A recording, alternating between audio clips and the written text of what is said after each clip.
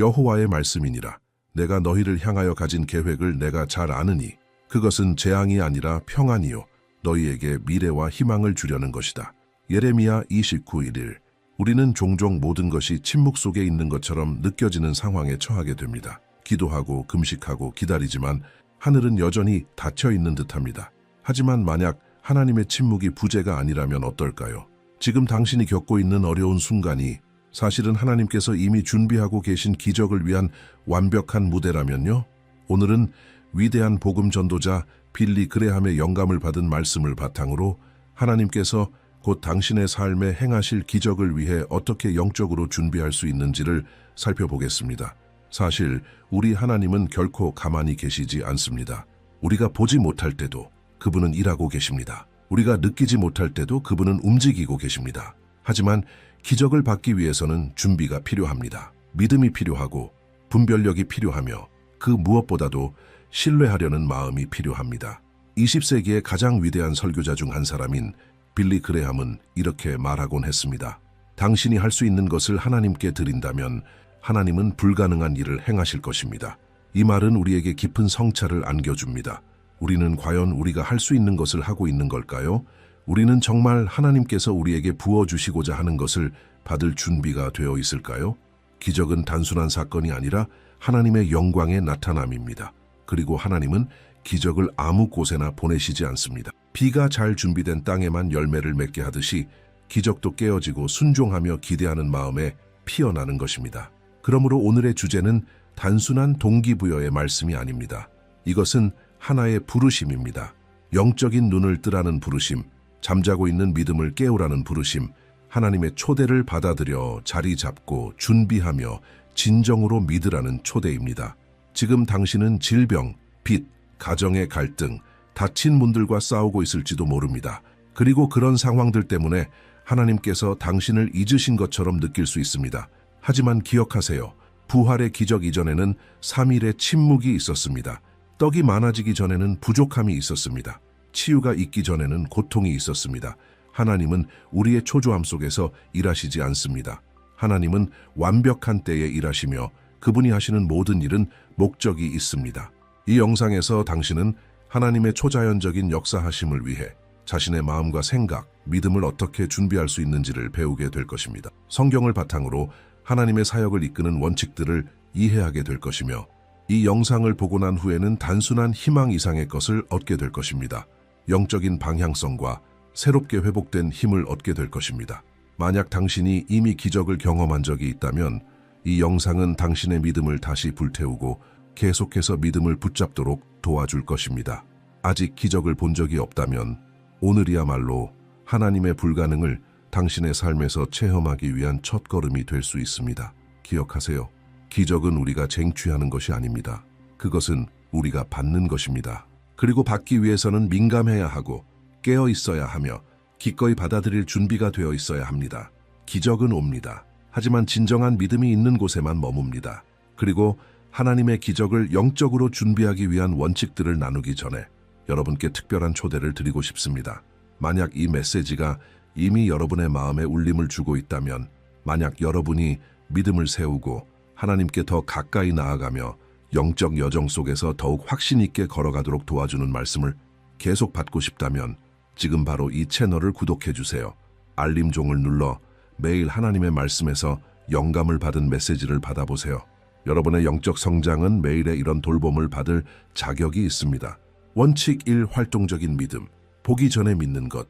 빌리 그레함은 믿음은 우리를 하나님의 능력과 연결하는 보이지 않는 실이라고 말했습니다. 믿음은 우리가 느끼거나 보거나 이해하는 것에 의존하지 않습니다. 진정한 믿음은 하나님께서 약속하신 것을 근거로 행동하게 만듭니다.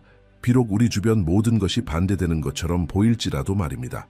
활동적인 믿음은 기적을 받기 위한 첫걸음입니다. 왜냐하면 그것은 하나님께서 움직이시는 역사와 우리가 연결되는 통로이기 때문입니다. 아직 자연적인 세계에서 아무것도 변하지 않았을 때조차도 많은 사람들은 모든 일이 해결된 후에야 믿으려 합니다. 하지만 하나님의 방식은 다릅니다. 하나님은 기적이 일어나기 전에 우리가 먼저 그분을 신뢰하길 원하십니다. 예수님께서 나사로를 살리셨을 때 보고 나서 믿어라 라고 말씀하지 않으셨습니다. 오히려 이렇게 말씀하셨습니다. 네가 믿으면 하나님의 영광을 보리라. 요한복음 11:49. 즉 먼저 믿음이 있고 그 후에 기적이 따르는 것입니다. 복음서 어디를 보아도 예수님은 응답 전에 믿음을 보인 사람들을 칭찬하셨습니다. 실제 삶 속에서 활동적인 믿음은 우리가 매일 내리는 선택들 속에서 드러납니다. 빌리 그레함은 한 어머니의 이야기를 전하곤 했습니다. 그녀는 직장을 잃고 자녀들을 부양할 길이 없게 되었습니다. 그러나 절망하기보다는 자녀들과 함께 무릎 꿇고 기도하며 말했습니다. 하나님께서 우리를 돌보실 거야. 나는 믿어. 그 다음날 그녀가 요청하지도 않았는데 이웃이 식료품 봉투와 집세를 감당할 수 있는 헌금을 들고 찾아왔습니다. 그 일이 일어난 것은 그녀가 울거나 불평했기 때문이 아닙니다. 그녀가 믿기를 선택했기 때문에 일어난 일이었습니다. 활동적인 믿음은 바로 이런 것입니다. 감정이 아니라 결단입니다. 눈물 속에서도 하나님을 신뢰하기로 선택하는 것입니다. 그리고 이 믿음은 계속해서 양육되어야 합니다. 말씀을 읽고 기도하고 다른 그리스도인의 간증을 듣는 것, 이 모든 것이 믿음을 강화시켜 줍니다. 빌리 그레함은 믿음은 실천할 때 자란다고 강조했습니다. 다시 말해 믿음은 안락함 속에서가 아니라 전쟁터에서 성장하는 것입니다. 이런 믿음은 우리의 말하는 방식도 변화시킵니다. 하나님이 도와주실지도 몰라 라고 말하던 사람이 나는 하나님이 나와 함께 계심을 안다 라고 고백하게 됩니다. 말에는 능력이 있습니다. 입은 마음에 가득한 것을 말하게 되어 있습니다. 그리고 그 마음이 믿음으로 가득 차 있다면 우리의 말도 반드시 그것을 드러낼 것입니다. 많은 사람들이 기적을 잃는 이유는 시작할 믿음은 있지만 계속할 믿음이 없기 때문입니다. 한 번 기도하고 하루 기다리다가 아무 일도 일어나지 않으면 쉽게 낙심합니다. 하지만 활동적인 믿음은 인내합니다. 시간이 흘러도 계속해서 믿는 것입니다. 빌리 그레함은 하나님의 시간은 결코 이르지도 늦지도 않다. 언제나 완벽하다고 말했습니다.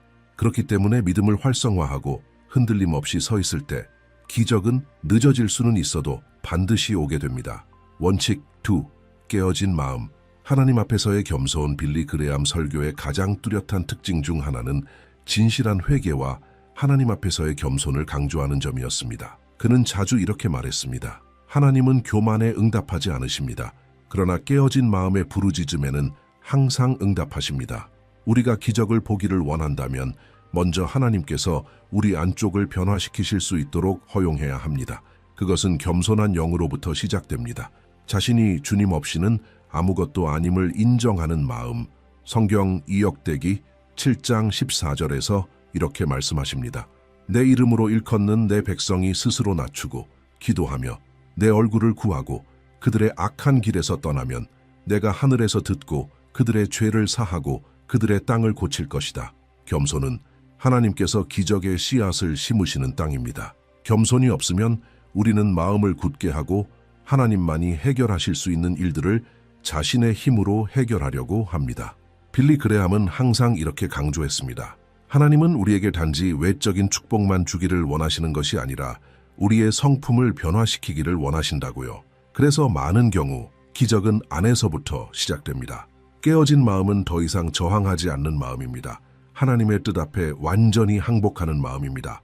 조건 없이 핑계 없이 온전히 내려놓는 것입니다. 한 젊은이가 있었습니다. 그는 수년간의 중독과 방탕한 삶 끝에 영적인 도움을 구하러 왔습니다.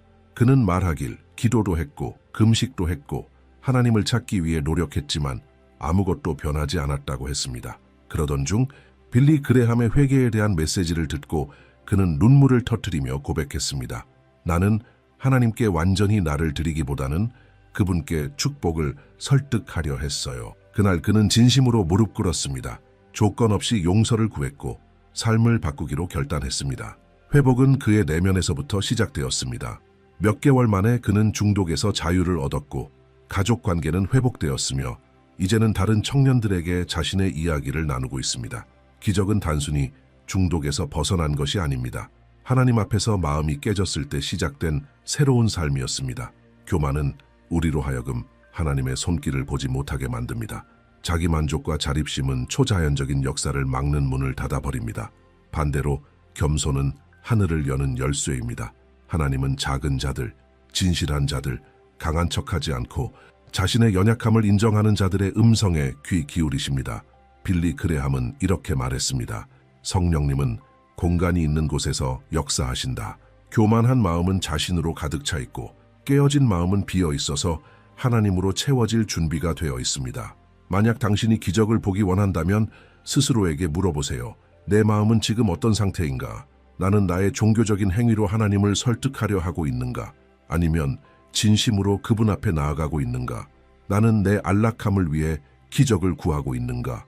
아니면 하나님의 영광을 위해서인가? 마음이 깨질 때 우리는 하나님의 인도하심에도 더 민감해집니다. 교만할 때는 하나님의 음성이 들리지 않지만 깨어졌을 때는 그분의 침묵조차 우리에게 가르침이 됩니다. 그리고 바로 그 상태에서 기적은 단순한 축복을 넘어 하나님과의 만남이 됩니다. 원칙 3. 온전한 순종. 이해되지 않아도 따르는 것. 빌리 그레함은 자주 이렇게 말했습니다. 순종은 하나님께 드릴 수 있는 가장 큰 믿음의 행위입니다. 많은 사람들은 기적을 원하지만 하나님께서 인도하시는 길을 완전히 이해하지 못할 때까지는 따르기를 주저합니다. 모든 것이 이해될 때 순종하는 것은 쉽습니다. 하지만 진짜 도전은 인간의 논리가 작동하지 않을 때, 하나님의 지시가 현실과 정반대처럼 느껴질 때 따르는 것입니다. 그런데 바로 그 지점에서 기적이 나타납니다. 성경은 순종이 하나님의 역사보다 먼저 오는 수많은 사례들로 가득합니다. 요한복음 2장에서 예수님께서 물을 포도주로 바꾸시는 장면에서도 기적은 종들이 물 한가리에 물을 채우라는 명령에 순종한 후에야 일어났습니다. 포도주가 필요한 상황에서 물을 채우라는 지시는 이상하게 들렸을 수도 있습니다. 그러나 바로 그 이해할 수 없는 순종이 초자연적인 역사의 무대를 마련한 것입니다. 빌리 그레함은 하나님은 항상 순종을 귀하게 여기신다. 아무리 단순해 보여도 라고 강조했습니다. 많은 경우 하나님은 겉보기엔 사소하고 의미 없어 보이는 행동을 요구하십니다. 하지만 그런 작은 순종이 엄청난 영적 문을 여는 열쇠가 되기도 합니다. 어느 날 한 기독교인 사업가는 자신을 배신하고 재산의 대부분을 빼앗은 옛 동업자를 용서하라는 마음에 강한 감동을 받았습니다.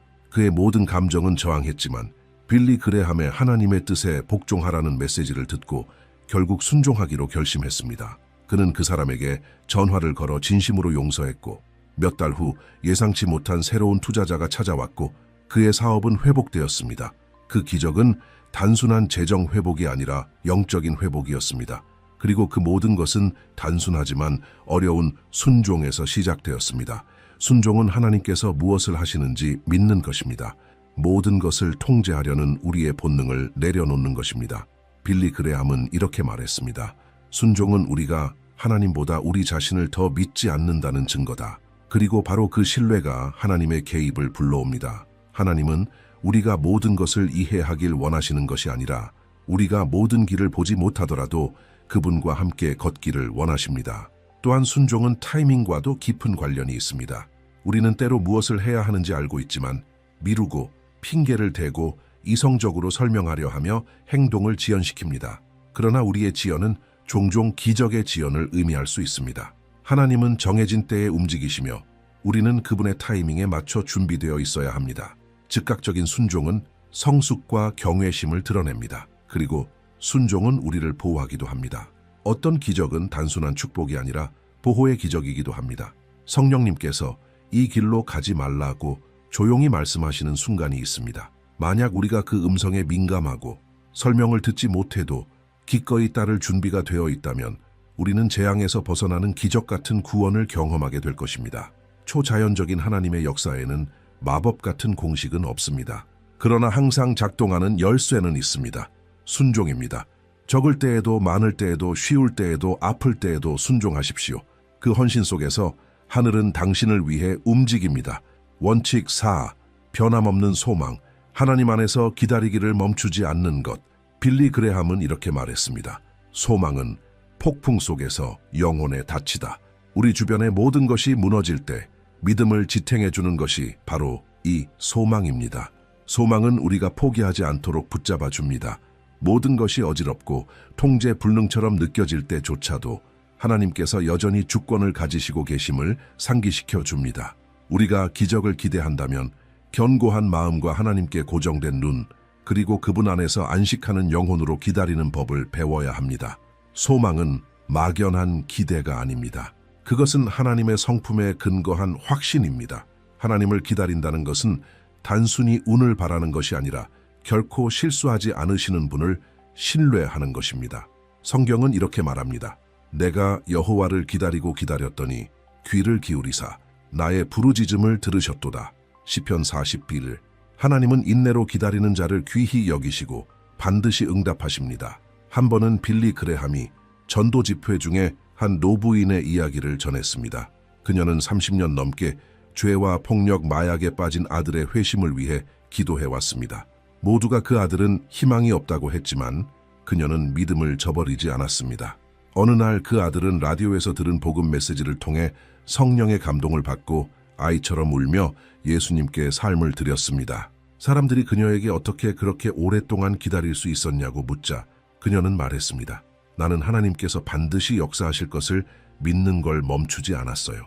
이것이 바로 소망의 힘입니다. 기다림은 수동적인 상태가 아닙니다.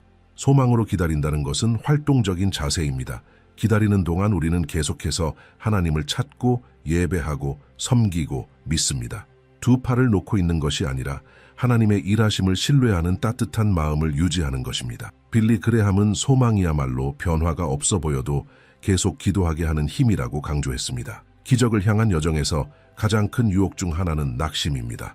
날이 지나고도 응답이 멀게 느껴질 때 우리는 쉽게 포기하고 싶어집니다. 그러나 소망을 붙잡는 사람은 결코 포기하지 않습니다. 하나님은 그분을 기다리는 자들을 잊지 않으십니다. 때로는 아직 때가 이르지 않았기 때문에 기적이 오지 않을 수도 있습니다. 또는 하나님께서 우리가 구한 것보다 훨씬 더 큰 것을 준비하고 계신 것일 수도 있습니다. 그렇기 때문에 하나님을 기다리는 것은 언제나 가장 지혜로운 선택입니다. 중요한 것은 하나님에 대한 소망이 우리를 고통에서 면하게 해주지는 않지만 고통을 성장으로 변화시킨다는 사실입니다. 소망은 우리를 성숙하게 만들고 감정 너머에서 하나님을 신뢰하는 법을 가르치며 영적으로 강한 사람이 되게 합니다. 믿음으로 기다리는 것을 배운 사람들은 하나님과 깊은 관계를 형성하게 됩니다. 그들은 단순히 축복을 바라는 자가 아니라 하나님 자신을 갈망하는 자가 됩니다. 만약 당신이 오랫동안 기다리고 있는데도 아직 기적이 오지 않았다면 기억하세요. 당신의 기다림은 결코 헛되지 않습니다. 하나님은 누구의 시간도 낭비하지 않으십니다. 모든 일에는 목적이 있습니다. 그리고 종종 기다림 가운데 하나님께서 우리 안에서 행하시는 일은 그 이후에 올 기적만큼이나 강력하고 중요합니다. 빌리 그레함은 이렇게 말하곤 했습니다. 희망을 절대 잃지 마세요. 모든 것이 끝난 것처럼 보여도 하나님은 여전히 당신의 이야기를 쓰고 계십니다. 그리고 그분이 그 이야기를 써내려 가시는 동안 우리가 할 수 있는 가장 좋은 일은 계속해서 신뢰하고 기다리고 믿는 것입니다. 기적은 어쩌면 다음 장에 있습니다. 원칙 5. 진실한 기도. 자녀가 아버지께 말하듯 하나님께 말하기. 빌리 그레함은 말했습니다. 기도란 자녀가 하늘 아버지와 나누는 단순한 대화입니다. 아름다운 말이 필요한 게 아니라 진실한 마음이 필요합니다. 기적을 경험하기 위한 가장 강력한 열쇠 중 하나는 바로 기도입니다. 그러나 아무 기도가 아니라 진짜 기도입니다. 가식 없이, 형식 없이 마음 깊은 곳에서 우러나오는 기도. 하나님은 멋진 문장에 감동하지 않으십니다. 그러나 진심으로 열리는 마음 앞에서는 움직이십니다. 많은 사람들이 기도를 어렵게 생각합니다. 마치 완벽한 상태가 되어야만 하나님께 나아갈 수 있는 것처럼 말이죠. 그러나 빌리는 강조했습니다.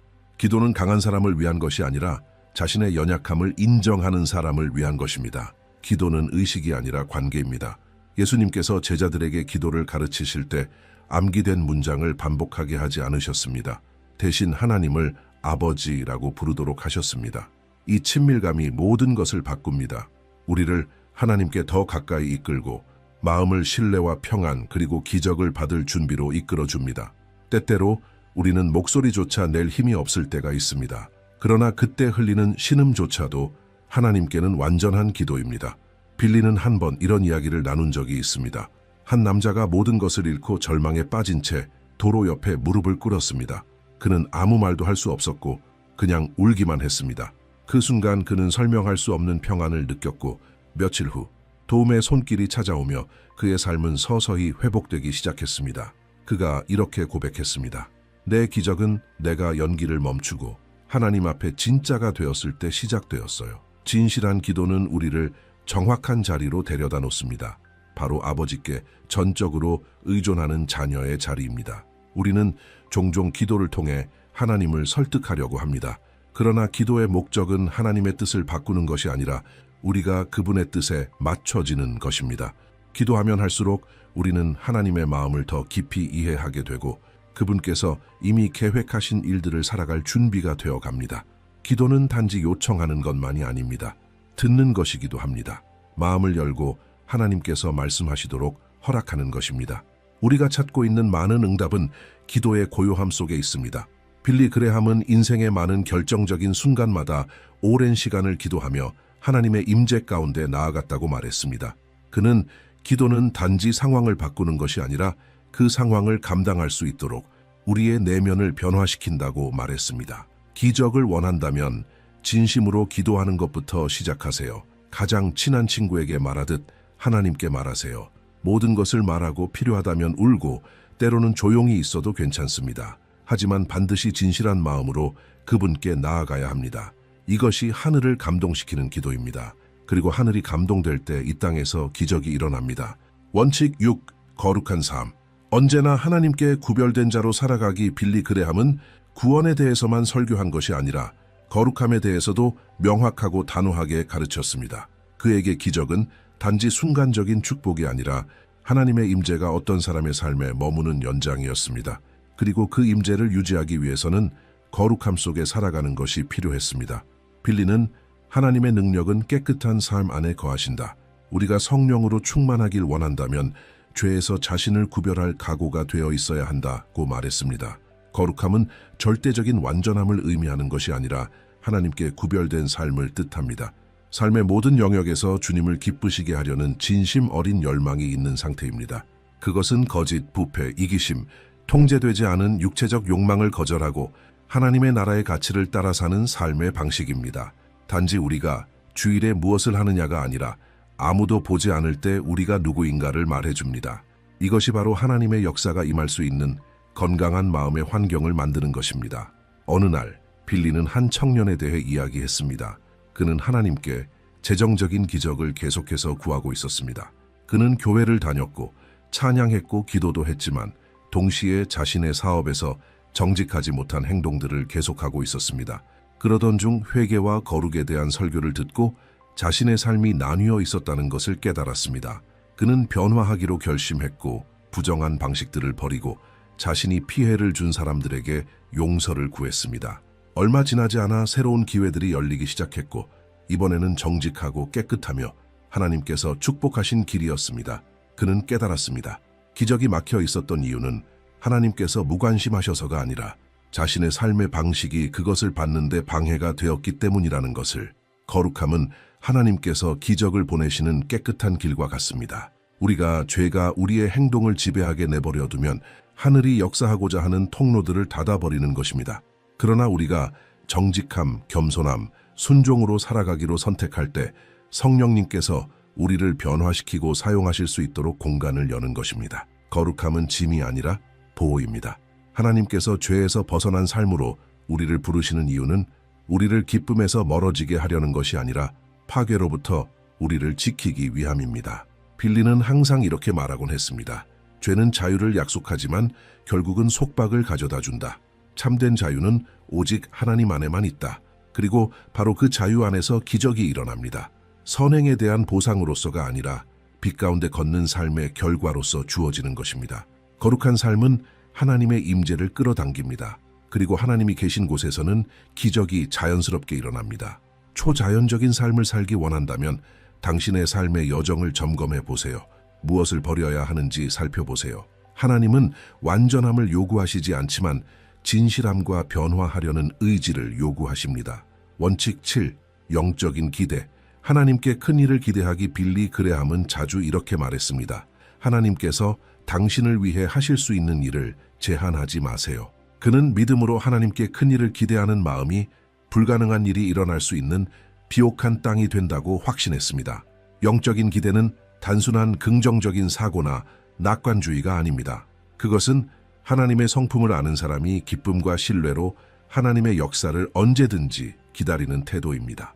많은 사람들이 기적을 경험하지 못하는 이유는 최소한에 익숙해졌기 때문입니다. 더 이상 변화되길 기대하지 않습니다. 기도는 하지만 기대하지 않고 성경은 읽지만 적용하지 않으며 교회는 가지만 마음을 열지 않습니다. 그러나 영적인 기대감으로 가득 찬 마음은 매일 아침 하늘의 신호를 기다립니다. 그리고 하나님은 살아있는 믿음으로 찾는 자에게 응답하시지 무관심한 자에게 응답하시지 않습니다. 빌리는 한 작은 마을의 목사 이야기를 들려주곤 했습니다. 그는 수년 동안 자신의 공동체에 부흥이 임하기를 기도해왔습니다. 어느 날 그는 그 땅 위에 영적인 비가 내리기를 구하는 기도회를 열겠다고 알렸습니다. 그 예배에 단 한 명의 소녀만 우산을 들고 나타났습니다. 이유를 묻자 그녀는 대답했습니다. 우리가 비를 구할 거라면 저는 그 비를 맞을 준비를 하고 왔어요. 그 단순한 믿음은 그 자리에 있던 모든 이들의 마음을 깊이 감동시켰습니다.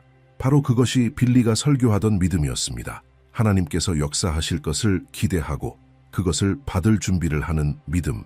영적인 기대는 우리의 삶의 방식을 바꿉니다. 의심의 무게를 지는 대신 우리는 소망의 가벼움을 지게 됩니다. 불신의 피로에 무너지는 대신 무언가 곧 일어날 것이라는 확신으로 채워집니다. 우리는 치유를, 응답을, 인도를 기대합니다. 우리가 그것을 받을 자격이 있어서가 아니라 하나님은 선하시며 신실하게 일하시기 때문입니다. 이것은 모든 일이 우리가 원하는 방식대로 될 것이라는 뜻은 아닙니다. 빌리는 언제나 분명히 말했습니다. 가장 중요한 기적은 외적인 것이 아니라 우리 안에서 일어나는 것이라고. 우리가 이해하지 못해도 신뢰하는 법을 배울 때 그것이 참된 기적입니다. 영적인 기대는 요구가 아닙니다. 그것은 마음의 문을 여는 일입니다. 하나님께서 당신의 빛으로 들어오시도록 창문을 여는 것입니다. 이런 기대를 품고 살아가는 것은 우리로 하여금 더 담대하게 행동하게 만듭니다. 하나님의 역사를 기대하는 그리스도인은 기도에 시간을 들이고 말씀에 헌신하며 기쁨으로 섬기고 더 쉽게 용서합니다. 왜냐하면 그는 알고 있기 때문입니다. 하나님은 언제든지 모든 것을 바꾸실 수 있다는 것을.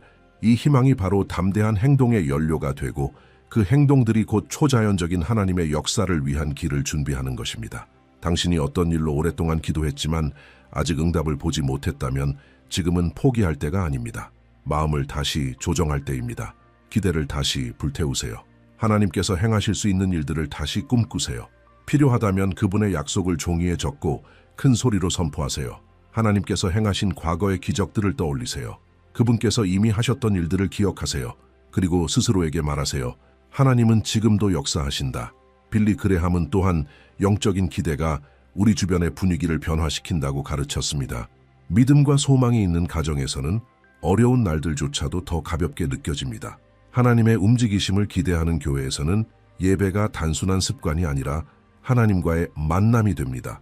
우리의 마음속에서도 마찬가지입니다. 기대가 있을 때 준비가 있습니다. 그리고 준비된 자만이 받을 수 있습니다. 절대 안주하지 마세요. 기본에 만족하지 마세요. 하나님께는 더 많은 것이 있습니다. 그것은 사치나 허영이 아닌 더 많은 임재, 더 많은 인도, 더 많은 평안, 더 많은 목적입니다. 그리고 우리가 더 많이 기대할수록 하나님께서 역사하실 수 있는 공간은 더 넓어집니다. 영적인 기대는 하늘을 향해 조정된 안테나와 같습니다. 그것은 하나님의 움직이심을 도착 전에 감지합니다. 그리고 그 움직이심이 도착했을 때 우리는 준비되어 있습니다. 원칙 8 내면의 준비. 하나님은 공간이 있는 곳에 기적을 행하신다. 빌리 그레함은 하나님은 그분을 위한 자리가 없는 곳에 억지로 임재하지 않으신다고 말했습니다. 이것은 하나님께서 우리 주변에서 어떤 놀라운 일을 하시기 전에 먼저 우리 안에서 어떤 일을 행하기를 원하신다는 뜻입니다. 준비된 마음이 바로 기적이 태어나는 자리입니다. 문제는 우리는 종종 하나님께서 우리를 놀라게 하시길 바라면서도 마음은 정돈되지 않은 채로 두고 있다는 것입니다. 온갖 분심, 상처, 교만, 영적인 소음으로 가득 찬 상태로 말입니다. 그래서 내면의 준비는 마지막 원칙이지만 기적을 맞이할 수 있는 가장 본질적인 단계입니다. 성경은 이 진리를 여러 장면에서 보여줍니다. 이스라엘 백성이 약속의 땅에 들어가기 직전 여호수아는 이렇게 말했습니다. 너희는 자신을 성결하게 하라. 내일 여호와께서 너희 가운데에 기이한 일을 행하시리라. 여호수아 3:5. 순서를 주목하세요. 먼저 자신을 성결하게 하라. 그 다음에 하나님께서 기적을 행하신다. 즉, 준비가 기적보다 먼저입니다. 이 진리는 지금도 여전히 살아있습니다. 하나님은 언제든지 능력 있게 역사하실 수 있지만 그분은 준비된 마음, 곧 순종하고 붙들고 견딜 준비가 된 삶 안에서 깊이 역사하시기를 선택하십니다. 빌리 그레함은 하나님께서 완벽한 사람을 찾으시는 것이 아니라 마음을 내어드릴 준비가 된 자들을 찾으신다고 가르쳤습니다. 주님, 제 안에 정리되어야 할 것을 정리해 주세요. 버려야 할 것을 버리게 해 주세요. 삐뚤어진 것을 바로잡아 주세요라고 고백할 수 있는 사람, 하늘은 이런 사람들을 통해 움직입니다. 실수 없는 삶이 아니라 자신의 연약함을 인정하고 하나님 앞에 겸손과 경외심으로 나아가는 삶입니다. 이 준비는 단번에 이루어지는 것이 아닙니다. 이것은 여정입니다. 그리고 그 여정은 정직함으로 시작됩니다. 자신의 감정, 의심, 영적인 피로함을 하나님께 솔직히 고백하는 것. 하나님은 진심으로 마음을 여는 자를 거절하지 않으십니다. 모든 게 괜찮은 척을 멈추고 진실로 하나님께 말하기 시작할 때 그분은 우리가 그동안 닫아두었던 내면의 영역들을 치유하기 시작하십니다. 빌리는 한번 수년간 남편과의 결혼 생활 회복을 위해 기도했던 한 여성에 대해 이야기했습니다. 그녀는 기도할 때 언제나 옳은 말만 했지만 결코 하나님께서 그녀의 자존심에 손대도록 허락하지 않았습니다. 그러던 어느 날 전적인 순복에 대한 설교를 듣고 나서 그녀는 항상 오르려는 태도를 내려놓기로 결심했습니다. 아무 대가도 바라지 않고 용서했으며 남편의 변화만을 구하는 대신 먼저 자신의 변화를 위해 기도하기 시작했습니다. 기적은 몇 달 후에 찾아왔지만 진짜 변화는 그녀가 마음을 준비하면서 새로운 여인이 된 그 순간에 시작되었습니다. 그리고 그 준비된 마음이 모든 것을 바꾸는 문을 열었습니다. 하나님은 내면을 보십니다. 아무도 보지 못하는 것을 하나님은 보십니다. 그리고 많은 경우 기적을 위한 준비는 우리 영혼의 방들을 청소하는 일에서 시작됩니다. 억눌러둔 용서, 숨겨진 죄, 흐트러진 우선순위, 부정적인 말들, 독이 되는 생각들, 이런 것들은 하나님께서 자유롭게 들어오시는 것을 막는 쌓여있는 가구와도 같습니다. 우리의 내면이 하나의 집이라면 기적은 존귀한 손님의 방문과도 같습니다. 중요한 손님을 맞기 전에 우리는 바닥을 청소하고 먼지를 털고 식탁을 준비합니다. 하나님께도 이와 비슷합니다. 하나님은 화려함을 원하지 않으시지만 공간은 필요로 하십니다. 변화시키시고 가르치시고 치유하실 수 있는 공간 말입니다. 내면의 준비의 또 다른 표시 중 하나는 배우고자 하는 마음입니다. 우리는 종종 응답은 구하지만 하나님의 가르침은 듣고 싶어 하지 않습니다. 고통이 끝나길 바라지만 그 고통 속에서 우리를 성숙하게 하는 과정을 원하지는 않습니다. 빌리 그레함은 이렇게 말했습니다. 하나님의 축복은 단지 그분이 우리를 위해 하시는 일만이 아니라 우리가 기다리는 동안 그분이 우리에게 가르치시는 것이다. 그렇기 때문에 준비된 마음은 단순히 기적을 기다리는 것이 아니라 그 기적을 목적 있게 살아낼 수 있도록 자신을 다듬는 것입니다. 하나님의 역사는 무작위가 아닙니다. 그분의 기적은 전략적이며 목적이 있으며 사명이 있습니다. 하나님께서 한 사람의 삶을 변화시키실 때 그 삶을 통해 다른 사람들에게도 다가가기를 원하십니다. 그래서 내면을 준비한다는 것은 곧 사용될 준비를 한다는 뜻이기도 합니다. 이렇게 말하는 것입니다. 주님, 기적이 올 때 제 삶이 계속해서 주님을 가리키게 해주세요. 준비는 침묵 속에서도 드러납니다. 조급함 없는 성경 읽기, 금식, 개인적인 예배와 같은 고요한 시간들 속에서 이러한 습관들은 기적을 사는 것이 아니라 우리의 영을 다듬고 하늘의 흐름에 조율되도록 합니다. 우리가 하나님과 조율될 때 그분이 움직이시는 순간을 비록 그것이 매우 조용하더라도 분별할 수 있게 됩니다. 당신이 지금 크고 위대한 일을 위해 기도하고 있다면 자신에게 물어보세요. 내 안에는 그것을 담을 공간이 있는가? 내 마음은 가벼운가? 아니면 염려로 가득한가? 하나님께서 나에게 변화하라고 하실 때 나는 그것을 기꺼이 받아들일 수 있는가? 이 질문들은 당신을 정죄하기 위한 것이 아니라 당신을 하나님께 맞추기 위한 질문입니다. 하나님은 당신을 깊이 사랑하시며 역사하기를 원하십니다. 그러나 단편적으로가 아니라 내면에서부터 완전히 역사하시기를 원하십니다. 빌리 그레함은 많은 설교의 마지막을 이렇게 마무리하곤 했습니다. 당신이 받을 수 있는 가장 위대한 기적은 당신의 손이 아닌 당신의 마음에 있다. 하나님께서 거기서부터 시작하시게 하라. 오늘 그 동일한 초대가 당신 앞에 있습니다. 기적은 다가오고 있습니다. 하나님은 곧 역사하실 것입니다. 준비되세요. 내면부터.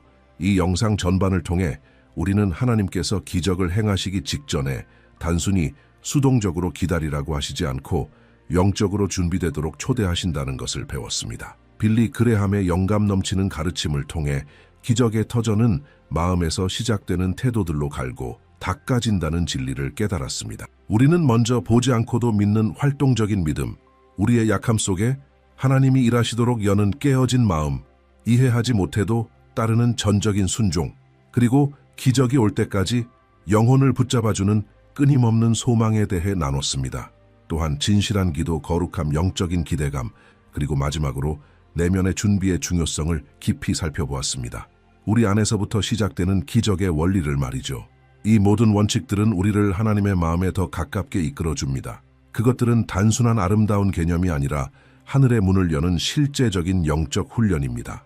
당신이 기다리고 있는 기적은 생각보다 훨씬 가까이 와 있을 수 있습니다. 그러나 하나님은 당신이 그것을 받을 준비가 되어 있기를 원하십니다. 그리고 당신의 삶을 통해 그분이 영광 받으시기를 원하십니다. 그래서 지금 작지만 강력한 도전을 드립니다.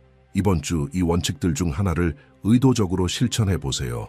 더 진실하게 기도하고, 더 깊이 용서하고, 소망을 키우고, 하나님의 음성에 귀 기울이는 시간을 따로 떼어보세요.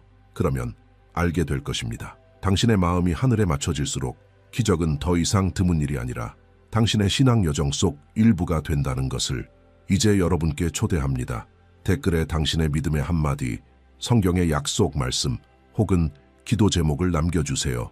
함께 믿음의 공간을 세워가며 서로를 세우고 응원합시다. 당신의 글이 누군가의 인생에 깊은 울림이 될 수 있습니다. 아직 채널을 구독하지 않으셨다면 지금 구독 버튼을 누르시고 알림 설정도 해주세요. 매일 당신의 믿음을 굳건히 할 메시지를 받아보실 수 있습니다. 그리고 영상 끝에 나오는 다음 콘텐츠도 꼭 시청하세요. 당신의 하나님과의 여정을 더 깊이 이끌어줄 주제입니다. 준비되셨나요? 하늘이 당신을 부르고 너희를 향한 나의 계획을 내가 알고 있으니 여호와의 말씀이니라. 그것은 너희에게 재앙이 아니라 평안을 주려는 계획이요 너희에게 희망과 미래를 주려는 계획이다. 예레미야 29:11. 지금 당신이 하고 있는 모든 것을 멈추십시오. 당신이 여기까지 오게 된 것은 결코 우연이 아닙니다. 알고리즘 때문도 아니고 단순한 우연도 아니며 운도 아닙니다. 하나님의 손이 이 순간까지 당신을 인도하신 것입니다. 왜냐하면 하나님께서 당신에게 하실 말씀이 있기 때문입니다. 긴급한 말씀, 개인적인 말씀, 오늘 오직 당신만이 들어야 할 말씀입니다. 인생에는 하늘이 열리는 순간들이 있습니다. 하나님의 음성이 세상의 소음을 뚫고 걱정과 고통과 두려움을 지나 선택된 한 사람의 마음 위에 부드럽게 내려앉는 순간들이 있습니다. 그리고 그 순간이 바로 지금입니다. 당신을 위한 순간입니다. 세상이 알았던 가장 위대한 설교자 중 한 사람인 빌리 그레함은 60년이 넘는 세월 동안 단 하나의 사명에 자신의 삶을 바쳤습니다. 기꺼이 들으려는 모든 마음에 하나님의 메시지를 전하는 것이었습니다. 그는 전 세계에서 2억 명이 넘는 사람들에게 설교했습니다. 대통령들이 그에게 자문을 구했고 나라들이 그의 말을 들었습니다. 그러나 그는 항상 말했습니다. 말하는 이는 자신이 아니라 하나님께서 자신의 목소리를 사용하시는 것이라고. 그리고 오늘 이 믿음의 사람의 영원한 유산에서 영감을 받아 우리는 시간을 초월하는 메시지를 당신에게 전합니다. 하나님의 마음에서 나와 성경을 지나 빌리 그레함의 목소리를 통해 울려 퍼졌고 이제 당신의 귀에 이르렀습니다. 하나님은 결코 당신을 포기하지 않으시기 때문입니다. 어쩌면 당신은 인생에서 가장 힘든 시기 중 하나를 지나고 있을지도 모릅니다. 어쩌면 의심이 당신의 믿음의 불꽃을 끄려고 했을지도 모릅니다. 어쩌면 피로함이나 상처, 실망 때문에 하나님에게서 멀어졌을지도 모릅니다. 혹은 겉으로는 괜찮아 보이지만 마음속 어딘가에 아직 이름 붙이지 못한 부르심, 목적, 임재를 느끼고 있을지도 모릅니다. 당신의 상황이 어떠하든 하나님은 알고 계십니다. 하나님은 보고 계십니다. 그리고 하나님은 말씀하십니다. 성경은 요한복음 10장 27절에서 이렇게 말합니다. 내 양은 내 음성을 들으며 나는 그들을 알고 그들은 나를 따른다. 이것은 하나님의 음성을 듣는 것이 목회자나 신학자 혹은 성인으로 추앙받는 이들에게만 주어진 특권이 아니라는 뜻입니다. 그것은 마음을 열고 듣기로 결단하는 모든 사람에게 주어진 약속입니다. 그리고 지금 당신이 바로 그것을 하고 있습니다. 이 영상에서 당신은 오늘 자신의 삶에 적용해야 할 강력한 원칙들을 발견하게 될 것입니다. 그 원칙들은 관계를 회복시키고 희망을 새롭게 하며 어떤 의사도 닿지 못했던 상처를 치유하고 하나님께서 당신의 존재를 위해 항상 가지고 계셨던 완전한 계획의 중심으로 당신을 다시 세워줄 능력이 있습니다. 여기 있는 모든 말은 기도로 준비되었으며 당신이 단지 정보를 얻는 데 그치지 않고 변화되기를 바라는 진심 어린 마음으로 전해집니다. 하나님의 메시지는 결코 선반 위에 보관되기 위해 존재한 것이 아닙니다. 그것은 삶을 변화시키기 위해 주어진 것입니다. 바로 당신의 삶을. 빌리 그레함은 자주 이렇게 말하곤 했습니다. 하나님은 당신을 사랑하시며 당신의 삶을 위한 놀라운 계획을 가지고 계십니다. 이 단순한 문장은 세상을 흔들었습니다. 그리고 그것은 수십 년 전과 마찬가지로 오늘도 진실입니다. 하나님은 계획을 가지고 계십니다. 하나님은 미래를 가지고 계십니다. 하나님은 메시지를 가지고 계십니다. 그리고 그 메시지는 당신을 위한 것입니다. 그러므로 계속하기 전에 저는 당신에게 한 가지를 부탁해야 합니다. 지금 바로 이 채널을 구독하십시오. 매일 하나님께서는 우리 팀의 마음에 새로운 메시지와 새로운 가르침, 그리고 성경에서 직접 나오는 새로운 말씀을 주셔서 당신의 믿음을 양육하게 하십니다. 구독하고 알림종을 활성화하면 하늘의 어떤 메시지도 당신이 들을 기회를 갖지 못한 채 지나가지 않도록 할 수 있습니다. 원수가 방해를 통해 하나님께서 준비하신 것을 놓치게 하지 마십시오. 지금 구독하십시오. 이것이 오늘 당신의 가장 중요한 영적 결정이 될 수 있습니다. 원칙 1. 하나님은 말씀하신다. 그리고 당신은 그분의 음성을 듣는 법을 배워야 한다. 우리는 결코 조용하지 않은 세상에 살고 있습니다. 알림, 논쟁, 걱정, 사방에서 동시에 들려오는 소음들, 그 모든 귀를 멍하게 만드는 소음 한가운데 소리치지 않고 밀어붙이지 않으며 당신의 관심을 두고 다투지도 않지만 마침내 들리게 될 때 모든 것을 완전히 바꾸는 한 음성이 있습니다. 그 음성은 하나님의 음성입니다. 빌리 그레함은 현대 인류의 가장 큰 영적 문제는 하나님께서 말씀하지 않으시는 것이 아니라 멈추어 듣고자 하는 사람들이 부족한 것이라고 말했습니다. 그리고 그는 전적으로 옳았습니다. 하나님은 결코 말씀하시기를 멈추신 적이 없기 때문입니다. 아담에게 생명을 불어넣으신 숨결에서부터 아브라함의 이름을 부르신 음성에서부터 동굴 안에서 엘리야의 마음을 어루만진 세미한 속삭임에 이르기까지 하나님은 항상 말씀해 오셨습니다. 그분은 성경을 통해 말씀하시고 성령을 통해 말씀하시며 창조 세계를 통해 상황을 통해 사람들을 통해 설명할 수 없이 찾아오는 평안을 통해 혹은 어디서 왔는지 알 수 없이 가슴 깊은 곳에서 솟아오르는 깊은 갈망을 통해 말씀하십니다. 성경은 히브리서 1장 1, 2절에서 하나님께서 여러 방식으로 말씀하셨으며 마지막 날에는 아들을 통해 말씀하셨다고 말합니다. 이것은 하나님과 인류 사이의 소통이 끝난 것이 아니라는 뜻입니다. 그것은 예수 그리스도 안에서 완성되고 더욱 깊어졌으며 오늘날에도 모든 믿는 자 안에 거하시는 성령을 통해 살아있고 활발하게 역사하고 있습니다. 예수님은 요한복음 16장 13절에서 진리의 영이 우리를 모든 진리 가운데로 인도하실 것이라고 약속하셨습니다. 이것은 멀리 떨어진 종교가 아닙니다. 피조물을 우연에 맡기고 떠나버리는 하나님이 아닙니다. 그것은 자신이 사랑하는 자녀들과 적극적으로 소통하시는 아버지이십니다. 그러나 하나님의 음성을 듣기 위해서는 겸손이 필요합니다. 우리의 목소리가 그 자리에 있는 가장 중요한 목소리가 아님을 인정해야 합니다. 자아를 잠재우고 두려움을 잠재우며 세상의 의견을 잠재우고 하나님께서 말씀하실 수 있는 거룩한 공간을 만들어야 합니다. 시편 46편 10절은 이렇게 아름답게 초대합니다. 너희는 가만히 있어 내가 하나님 됨을 알지어다. 잠잠해지는 것은 약함이 아닙니다. 그것은 우주의 창조주 앞에서 인간이 취할 수 있는 가장 용기 있는 자세입니다. 그것은 이렇게 고백하는 것입니다. 나는 그 무엇보다도 당신이 더 필요하다는 것을 인정합니다. 사무엘은 처음 하나님의 음성을 들었을 때 아직 어린 소년이었습니다. 그는 그 음성을 알아보지 못했습니다. 자신을 부르는 이가 엘리 제사장인 줄 알고 달려갔습니다. 말씀하십시오 주님, 주의 종이 듣고 있습니다. 라고 대답하라는 가르침을 받은 후에야 모든 것이 달라졌습니다. 이 단순한 문장은 성경 전체에서 가장 강력한 기도 중 하나입니다. 아무것도 요구하지 않습니다. 그저 자신을 내어 맡깁니다. 문을 엽니다. 그리고 문이 열릴 때 하나님께서 들어오십니다. 당신이 아는 누군가를 떠올려 보십시오. 이웃일 수도 있고 가족일 수도 있고 직장 동료일 수도 있습니다. 하나님이 자신에게 말씀하지 않으신다고, 하나님의 임재를 한 번도 느껴본 적이 없다고, 기도가 천장에 부딪혀 되돌아오는 것 같다고 늘 불평하는 사람을, 이제 그 사람의 일상을 생각해 보십시오. 아침에 일어나자마자 휴대전화를 들고 하루 종일 콘텐츠와 오락, 뉴스, 공허한 대화를 소비하다가 잠들기 전 눈을 감기 직전에 2분짜리 짧은 기도를 드립니다. 이런 상황에서는 하나님이 침묵하시는 것이 아니라 소음이 모든 공간을 차지해버린 것입니다. 변화는 단순한 결단에서 시작됩니다. 아침에 휴대전화를 들기 전에, 세상이 들어오기 전에 눈을 감고 이렇게 말하십시오. 주님, 제가 여기 있습니다. 제게 말씀해 주십시오. 시편을 10분 읽으십시오. 10분 동안 조용히 있으십시오. 서두르지 말고 일정 없이 오직 당신과 하나님만. 이 단순한 습관을 시작한 많은 사람들은 바로 그 순간들 속에서 불가능해 보이던 문제의 해결책이 떠올랐고 혼란스러운 상황 속에 평안이 찾아왔으며 어려운 결정이 그 어느 때보다 분명해졌다고 이야기합니다. 하나님의 음성을 듣는 것은 발전시킬 수 있는 능력입니다. 말씀 속으로 더 깊이 들어갈수록, 더 많이 기도할수록 당신의 마음은 그분의 음성을 알아듣도록 더욱 섬세하게 조율됩니다. 사랑하는 사람의 목소리를 군중 속에서 구별하는 법을 배우는 것과 같습니다. 함께 보내는 시간이 많을수록 어디서든 그 사람을 알아보는 것이 더 쉬워집니다. 하나님은 지금도 말씀하고 계십니다.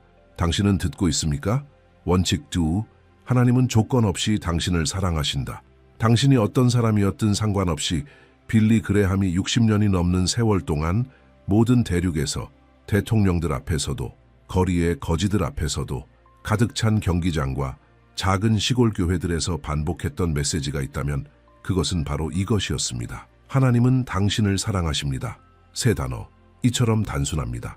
그러나 그 안에는 영원 전체의 무게가 담겨 있습니다. 문제는 많은 사람들에게 이 말이 너무 아름다워서 오히려 진실처럼 느껴지지 않는다는 것입니다. 우리의 과거를 돌아볼 때 우리가 저지른 실수들, 상처 준 사람들, 깨뜨린 약속들, 하나님조차 결코 용서하지 않으실 것이라고 생각하는 죄들, 이 모든 것을 넘어설 수 있는 사랑이 존재한다는 것을 믿기 어려워 보입니다. 그리고 바로 그 지점에서 원수가 역사합니다. 그는 하나님의 사랑에 한계가 있다고 당신이 믿게 만들고 싶어 합니다. 당신이 너무 많이 잘못해서 하나님이 결국 포기해버렸다고 생각하게 만들고 싶어 합니다. 그러나 성경은 정반대로 말합니다. 성경 전체에서 가장 잘 알려진 구절인 요한복음 3장 16절은 이렇게 선언합니다. 하나님이 세상을 이처럼 사랑하사 독생자를 주셨으니 이는 그를 믿는 자마다 멸망하지 않고 영생을 얻게 하려 하심이라. 누구든지 완벽한 사람이 아닙니다. 한 번도 실수하지 않은 사람이 아닙니다. 삶이 완벽하게 정리된 사람이 아닙니다. 누구든지입니다. 여기에는 당신도 포함됩니다. 당신의 모든 이야기와 모든 상처와 당신이 하나님께서 참아보지 못하실 것이라고 생각하는 그 모든 것을 지닌 채로도 말입니다. 예수님을 만나기 전 그리스도인들을 박해하고 죽이기까지 했던 바울은 로마서 8장 38, 39절에서 이렇게 기록했습니다. 그 어떤 것도 절대로 아무것도 우리를 하나님의 사랑에서 끊을 수 없다고 말입니다. 죽음도 생명도 천사도 권세자들도 현재도 장래도 높음도 깊음도 아닙니다. 아무것도 없습니다. 이 목록은 너무나도 완전해서 정죄가 들어설 틈조차 남겨두지 않습니다. 하나님의 사랑은 당신이 잘 행동할 때 얻는 상이 아닙니다. 그것은 당신이 무엇을 하거나 하지 않느냐와 상관없이 존재하는 영원한 현실입니다. 예수님은 누가복음 15장에서 탕자의 비유를 통해 이 사랑을 가슴 저리게 보여주셨습니다. 한 젊은이가 아버지가 살아있음에도 유산을 요구했습니다. 당시 문화에서는 아버지의 죽음을 바라는 것과 다름없는 행동이었습니다. 그는 떠나 모든 것을 낭비했고 인생의 밑바닥까지 떨어졌습니다. 그리고 돌아가기로 결심했을 때 아직 멀리 있었음에도 아버지는 이미 그를 향해 달려가고 있었습니다. 아들이 도착하기를 기다리지도 않았습니다. 꾸짖는 연설을 준비하지도 않았습니다. 달려가 안고 기뻐하며 맞이했습니다. 아버지에게 중요한 것은 잃어버렸던 아들이 돌아왔다는 사실뿐이었습니다. 내가 한 일 이후로는 하나님이 나를 용서하실 수 없어. 나는 너무 많이 잘못해서 하나님께 돌아갈 자격이 없어. 내 인생은 너무 실패투성이라 하나님이 나를 신경 쓰실 리 없어. 이런 말을 한 사람을 당신은 알고 있습니까? 어쩌면 당신 자신이 어느 순간 그렇게 생각했을지도 모릅니다. 그리고 바로 그런 사람을 위해 이 원칙이 존재합니다. 하나님의 사랑은 당신이 스스로를 정리한 후에 시작되는 것이 아닙니다. 그것은 지금 있는 그 자리에서 있는 그대로의 당신에게서 시작됩니다. 예수님께서 우물가에서 만나신 사마리아 여인은 5번이나 결혼했고 지금 함께 살던 남자도 남편이 아니었습니다. 그녀는 공동체로부터 버림받은 사람이었습니다. 그런데 예수님은 바로 그녀에게 자신이 메시아이심을 처음으로 드러내셨습니다. 종교적인 바리새인들에게가 아니라 그녀에게 말입니다. 하나님의 사랑은 세상이 버린 사람을 정확히 찾아내는 특별한 방식이 있습니다. 오늘 당신의 이야기가 무엇이든, 당신이 무엇을 했고 어떤 삶을 살아왔든 하나님은 당신을 바라보시며 이렇게 말씀하십니다. 나는 너를 사랑한다. 네가 한 일 때문이 아니라 네가 앞으로 할 일 때문도 아니다. 나는 네가 내 자녀이기 때문에 사랑한다. 그리고 나는 결코 너를 포기하지 않을 것이다. 당신은 하나님의 사랑을 받기 위해 더 나은 사람이 될 필요가 없습니다. 당신은 이미 사랑받고 있습니다. 그리고 바로 그 사랑이 당신을 변화시킬 것입니다. 원칙 3. 참된 믿음은 행동한다. 말에만 머물지 않는다. 하나님을 믿는 것과 하나님을 신뢰하는 것 사이에는 큰 차이가 있습니다. 믿는 것은 지적인 차원입니다. 신뢰하는 것은 본능적이고 깊은 차원입니다. 믿는 것은 이렇게 말합니다. 나는 하나님이 존재하신다는 것을 안다. 그러나 신뢰는 이렇게 말합니다. 내 주변의 모든 것이 반대로 말할지라도 나는 하나님의 말씀이 절대적으로 진리인 것처럼 행동하겠다. 그리고 바로 이 두 번째 태도를 성경은 믿음이라고 부릅니다. 빌리 그레함은 믿음은 감정이 아니라 결단이라고 자주 말했습니다.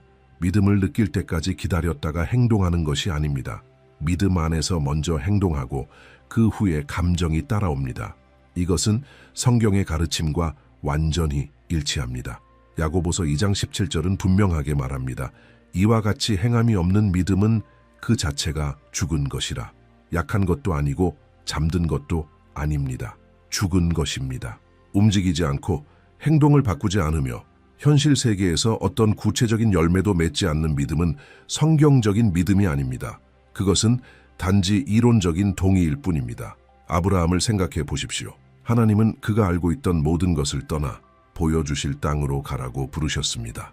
지도도 주소도 눈에 보이는 보장도 없이 말입니다. 그리고 성경은 아브라함이 떠났다고 기록합니다. 어디로 가는지도 모른 채 그는 떠났습니다. 모든 답을 얻은 후가 아니었습니다. 세부적인 계획을 세운 후도 아니었습니다. 말씀하신 분을 신뢰했기 때문에 떠난 것입니다. 그리고 이 용기 있는 순종이 성경에서는 의로 여겨졌습니다. 노아는 한 번도 비가 내린 적이 없던 시대에 광야 한가운데에서 방주를 지었습니다. 아마도 사람들은 그를 비웃었을 것입니다. 그의 정신을 의심했을지도 모릅니다. 그러나 노아는 날마다 계속해서 방주를 지었습니다. 그의 믿음이 사람들의 의견보다 더 컸기 때문입니다. 참된 믿음은 당신이 보는 것을 보지 못하는 사람들에게는 항상 이상하게 보입니다. 예수님께서도 마태복음 17장 20절에서 겨자씨 한 알만한 믿음이 산을 옮길 수 있다고 말씀하셨습니다. 그분은 큰 믿음이 필요하다고 말씀하지 않으셨습니다. 믿음은 크기보다 진실해야 한다고 말씀하셨습니다. 작지만 진짜이고 작지만 살아있으며 작지만 기꺼이 움직이려는 믿음이어야 합니다. 마르타라는 한 여성이 어느 날 기도 모임에서 자신의 간증을 나누었습니다. 그녀는 직장을 잃었고 세 자녀를 부양해야 했으며 청구서들은 점점 밀려가고 있었습니다. 절망에 빠지는 대신 그녀는 믿음의 결단을 내렸습니다. 어떻게 계산서가 해결될지 알지 못했지만 계속해서 11조를 드리겠다고 한 것입니다. 인간적인 논리로는 어리석게 보일 수 있었습니다. 그러나 그녀는 바로 그 달에 뜻밖의 일자리 기회가 생겼고 한 채권자가 예기치 않게 빚을 탕감해 주었으며 전혀 기대하지 않았던 가족이 나타나 요청하지도 않은 도움을 주었다고 말했습니다. 그녀는 이것을 마술처럼 이야기하지 않았습니다. 보지 못한 채 먼저 행동한 믿음의 결과라고 간증했습니다. 믿음은 문제를 무시하는 것이 아닙니다. 문제보다 하나님이 더 크시다는 확신으로 문제를 마주하는 것입니다. 기도한 후에 다시 일어서는 것입니다. 하나님께 구한 뒤에 자신의 몫도 감당하는 것입니다. 잠언 3장 5절의 말씀처럼 자신의 명철을 의지하지 않고 온 마음으로 주님을 신뢰하는 것입니다. 우리의 이해는 제한되어 있지만 하나님의 이해는 한계가 없기 때문입니다. 참된 믿음은 행동합니다. 용서를 구하고 행동을 바꿉니다. 치유를 위해 기도하고 병원을 찾습니다. 공급을 신뢰하며 탁월하게 일합니다. 상처가 실제일지라도 화해를 구합니다. 어렵더라도 용서합니다. 전체 길이 보이지 않아도 앞으로 나아갑니다. 모세를 위해 바다를 여셨던 하나님이 지금 당신과 함께 하시는 동일한 하나님이심을 알기 때문입니다. 하나님은 완벽한 사람을 찾고 계신 것이 아닙니다. 준비된 사람을 찾고 계십니다. 불가능을 바라보며 이렇게 말하는 사람입니다. 어떻게 될지는 모르지만 내가 누구를 신뢰하는지는 압니다. 이것이 하늘을 움직이는 믿음입니다. 그리고 오늘 단지 믿는 데서 멈추지 않고 진정으로 신뢰하기로 결단하는 누구에게나 그 믿음은 닿을 수 있습니다. 원칙 4. 회개는 죄가 닫아버린 문을 연다. 현대 사회가 어떤 대가를 치르더라도 피하려는 한 단어가 있습니다. 자존심을 상하게 하고 자기 이미지를 정면으로 마주하게 하며 돌려 말하지 않고 핵심을 찌르는 단어입니다. 그 단어는 바로 회개입니다. 그리고 빌리 그레함은 이것 없이는 진정한 변화가 존재하지 않는다고 말했습니다. 한동안의 행동 변화는 있을 수 있고 잠시 동안의 의지력도 있을 수 있습니다. 그러나 진짜로 깊고 지속적인 변화는 오직 진정한 회개를 통해서만 옵니다. 그렇다면 진짜 회개란 무엇일까요? 신약 성경의 그리스어에서 사용된 단어는 메타노이아로 문자 그대로는 마음의 변화, 방향의 전환을 의미합니다. 단순히 죄책감을 느끼는 것이 아닙니다. 기분이 나아지기 위해 사과하는 것도 아닙니다. 그것은 전환입니다. 잘못된 방향으로 가고 있었다는 것을 인정하고 멈추어 돌아서서 하나님을 향해 걷기 시작하는 것입니다. 죄책감은 뒤를 돌아보며 웁니다. 회개는 앞을 바라보며 걸어갑니다. 시편 51편은 성경 전체에서 가장 강력한 회개의 기도입니다. 다윗이 밧세바와 간음하고 그녀의 남편을 죽게 한 후에 기록한 기도입니다. 하나님의 마음에 합한 사람이라 불렸던 한 사람의 삶에서 기록된 가장 큰 죄 중 하나였습니다. 그는 어떻게 했습니까? 도망치지 않았습니다. 변명 뒤에 숨지 않았습니다. 그는 하나님 앞에 엎드려 말했습니다. 하나님이여 나에게 은혜를 베푸소서, 나의 죄과를 지워주소서, 나의 죄악을 깨끗이 씻어주소서. 그리고 하나님은 들으셨습니다. 하나님은 회복시키셨습니다. 하나님은 다윗을 버리지 않으셨습니다. 그를 변화시키셨습니다. 회개는 하나님을 놀라게 하지 않습니다. 오히려 하나님의 마음을 움직입니다. 누가복음 15장에서 예수님은 한 죄인이 회개할 때 하늘에 기쁨이 있다고 말씀하셨습니다. 회개할 필요가 없는 99 의인보다 더 큰 기쁨입니다. 생각해 보십시오. 한 사람이 하나님께로 돌아서기로 결단할 때 온 하늘이 기뻐합니다. 부끄러움 속에 닫히는 문이 아닙니다. 축제가 시작되는 순간입니다. 요한일서 1장 9절은 성경 전체에서 가장 위로가 되는 약속 중 하나를 전합니다. 만일 우리가 우리 죄를 자백하면 그는 미쁘시고 의로우사 우리 죄를 사하시며 모든 불의에서 우리를 깨끗하게 하실 것이요. 모든 불의입니다. 대부분이 아닙니다. 작은 죄들만도 아닙니다. 전부입니다. 이것은 당신의 과거 어떤 기록도 하나님의 은혜가 덮지 못하고 씻어내지 못하며 간증으로 바꾸지 못할 것이 없다는 뜻입니다. 바울의 이야기를 그 살아있는 예로 보십시오. 다메섹으로 가는 길 이전에 그는 사울이라 불렸고 가장 두려운 그리스도인 박해자 중 한 사람이었습니다. 처형을 승인했고 가정들을 무너뜨렸습니다. 그러던 중 예수님께서 그를 만나셨습니다. 눈부신 빛으로 그를 땅에 엎드러지게 하셨고 왜 나를 박해하느냐 라고 물으셨습니다. 그 순간 사울은 자신을 변호하려 하지 않았습니다. 변명의 목록을 내세우지도 않았습니다. 그는 단지 주여 누구시니까 라고 말했습니다. 바로 그 겸손한 태도, 자신이 잘못되었음을 인정하는 그 자세가 문을 열었고 그를 기독교 역사상 가장 위대한 사도 중 한 사람으로 세웠습니다. 프리실라라는 한 젊은 여성이 어느 날 목사에게 이렇게 말했습니다. 저는 회개하는 것이 두려워요. 제가 변하지 못할까 봐 무서워요. 그러자 목사는 그녀가 평생 잊지 못할 단순한 지혜로 대답했습니다. 당신이 변할 힘을 얻기 위해 회개하는 것이 아닙니다. 당신에게 없는 그 힘을 하나님께 받기 위해 회개하는 것입니다. 회개는 당신이 해결책을 가지고 오는 것이 아닙니다. 문제를 가지고 오는 것입니다. 그리고 해결책을 가지신 분은 오직 하나님뿐이십니다. 죄는 문을 닫습니다. 하나님과의 교제를 닫고 마음의 평안을 닫고 당신의 삶을 위해 예비되었던 복들을 닫아버립니다. 그러나 진정한 회개는 모든 것을 다시 엽니다. 아무 일도 없었던 것처럼이 아니라 이전보다 더 나은 상태로 말입니다. 하나님께서 회복하실 때 반쯤 회복하지 않으시기 때문입니다. 풍성하게 회복하시고 새 정체성을 주시며 다시 발견된 목적과 다른 사람들도 집으로 돌아오도록 영감을 줄 이야기를 허락하십니다. 오늘은 그 문을 열기에 좋은 날입니다. 원칙 5. 기도는 의식이 아니다. 관계이다. 많은 사람들은 기도를 하루의 끝에서 하나님께 제출하는 요청 목록처럼 생각하며 자랐습니다. 마치 편지를 우체통에 넣고 답장이 올지 기다리는 것처럼 말입니다.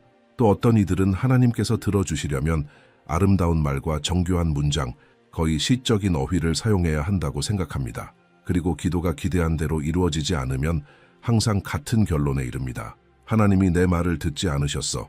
혹은 기도는 나에게는 효과가 없어. 그러나 빌리 그레함은 기도가 결코 종교적인 절차로 계획된 것이 아니라고 가르쳤습니다. 그것은 대화로 친밀함으로 자녀와 아버지 사이에 존재하는 가장 직접적인 통로로 주어진 것입니다. 이것을 이해하면 모든 것이 달라집니다. 예수님께서 마태복음 6장에서 제자들에게 기도를 가르치실 때 기독교 기도의 본질을 정의하는 두 단어로 시작하셨습니다. 하늘에 계신 우리 아버지, 전능하고 가까이 할 수 없는 하나님이 아닙니다. 접근할 수 없는 빛 가운데 거하시는 존재도 아닙니다. 아버지입니다. 친밀함과 가족 소속을 나타내는 단어입니다. 예수님은 이렇게 말씀하고 계셨습니다. 당신은 우주의 창조주께 자녀가 아버지께 나아가듯이 접근할 수 있다. 중개자도, 비밀번호도, 형식적인 절차도 없이 말입니다. 바울은 빌립보서 4장 6절에서 단순해 보이지만 혁명적인 권면으로 이것을 더욱 분명히 합니다. 아무것도 염려하지 말고 오직 모든 일에 기도와 간구로 감사함으로 너희 구할 것을 하나님께 아뢰라. 모든 일에입니다. 큰 문제들만이 아닙니다. 위기의 순간만이 아닙니다. 모든 일에입니다.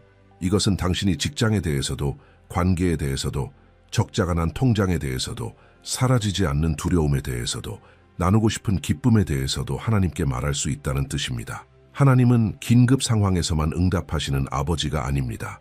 당신 삶의 모든 세부에 함께 하시기를 원하십니다. 예수님도 기도하셨습니다. 그리고 그것이 우리에게 모든 것을 말해 줍니다. 폭풍과 죽음 위에 권세를 가지셨고 한마디 말씀으로 병을 고치셨으며 손으로 떡을 떼어 수천 명을 먹이셨던 하나님의 아들이 새벽에 일어나 기도하셨습니다. 한적한 곳으로 물러가 기도하셨습니다. 밤을 새워 기도하셨습니다. 예수님조차 기도를 형식이 아닌 필요로 여기셨다면 그것은 우리의 기도 필요성에 대해 무엇을 말해줍니까? 기도는 또한 불안이 평안으로 바뀌는 자리입니다. 빌립보서 4장 7절은 모든 이해를 뛰어넘는 하나님의 평강이 그리스도 예수 안에서 우리의 마음과 생각을 지키실 것이라고 말합니다. 그것은 논리로 설명되는 평안이 아닙니다. 당신이 짐을 하나님의 손에 맡기고 신뢰하기로 결단할 때 자연스럽게 임하는 평안입니다. 로베르투라는 한 남자는 가족을 부양하기 위해 두 가지 일을 하며 숨 돌릴 틈도 없이 살고 있었습니다. 어느 날 새벽 2시 잠을 이루지 못한 채 불안에 사로잡혀 그는 침대 옆에 무릎을 꿇고 하나님께 말하기 시작했습니다. 아름다운 말이 아니라 있는 그대로의 말로 기도했습니다.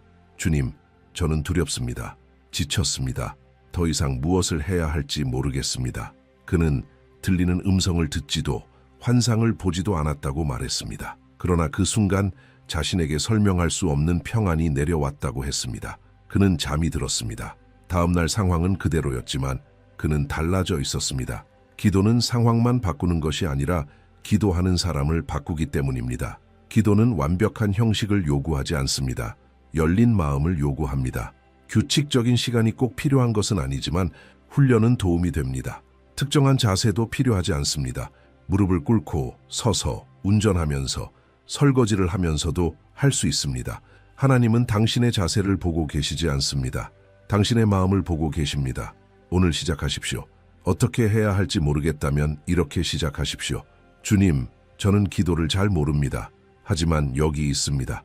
저는 당신이 필요합니다. 이것이 이미 기도입니다. 이것으로 충분합니다.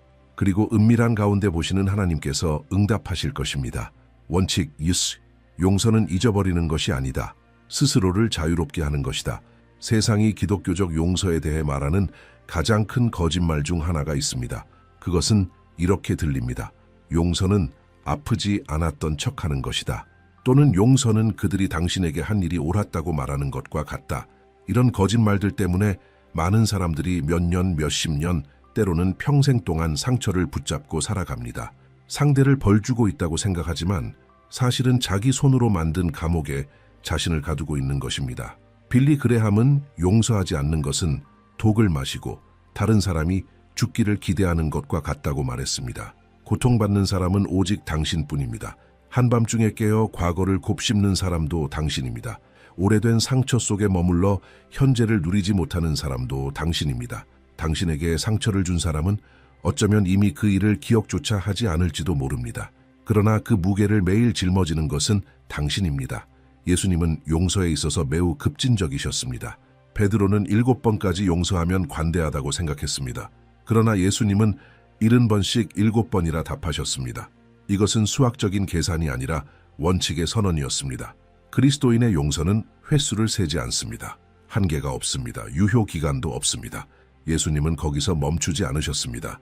인간이 겪을 수 있는 가장 큰 고통과 불의의 순간인 십자가 위에서 그는 하늘을 우러러보며 말씀하셨습니다. 아버지, 저들을 사하여 주옵소서. 자기들이 하는 것을 알지 못함이니이다. 그는 그들이 사과하기를 기다리지 않으셨습니다. 잘못을 인정하기를 기다리지도 않으셨습니다. 고통 한가운데서 가해자의 회개가 있기 전에 먼저 용서하셨습니다. 예수님이 실천하시고 우리에게 요구하시는 용서는 상대의 행동에 달려 있지 않습니다. 상처받은 사람이 내리는 결단에 달려 있습니다. 에베소서 4장 31-32절은 분명히 권면합니다. 모든 악독과 노함과 분냄과 떠드는 것과 비방하는 것을 모든 악의와 함께 버리고 서로 친절하게 하며 불쌍히 여기며 하나님이 그리스도 안에서 너희를 용서하신 것 같이 서로 용서하라. 바울이 제시하는 용서의 모델은 인간적인 용서가 아닙니다. 그리스도 안에서의 하나님의 용서입니다. 하나님은 우리가 자격을 갖추기 전에 우리를 용서하셨습니다. 완전히 용서하셨습니다. 원망을 남기지 않고 용서하셨습니다.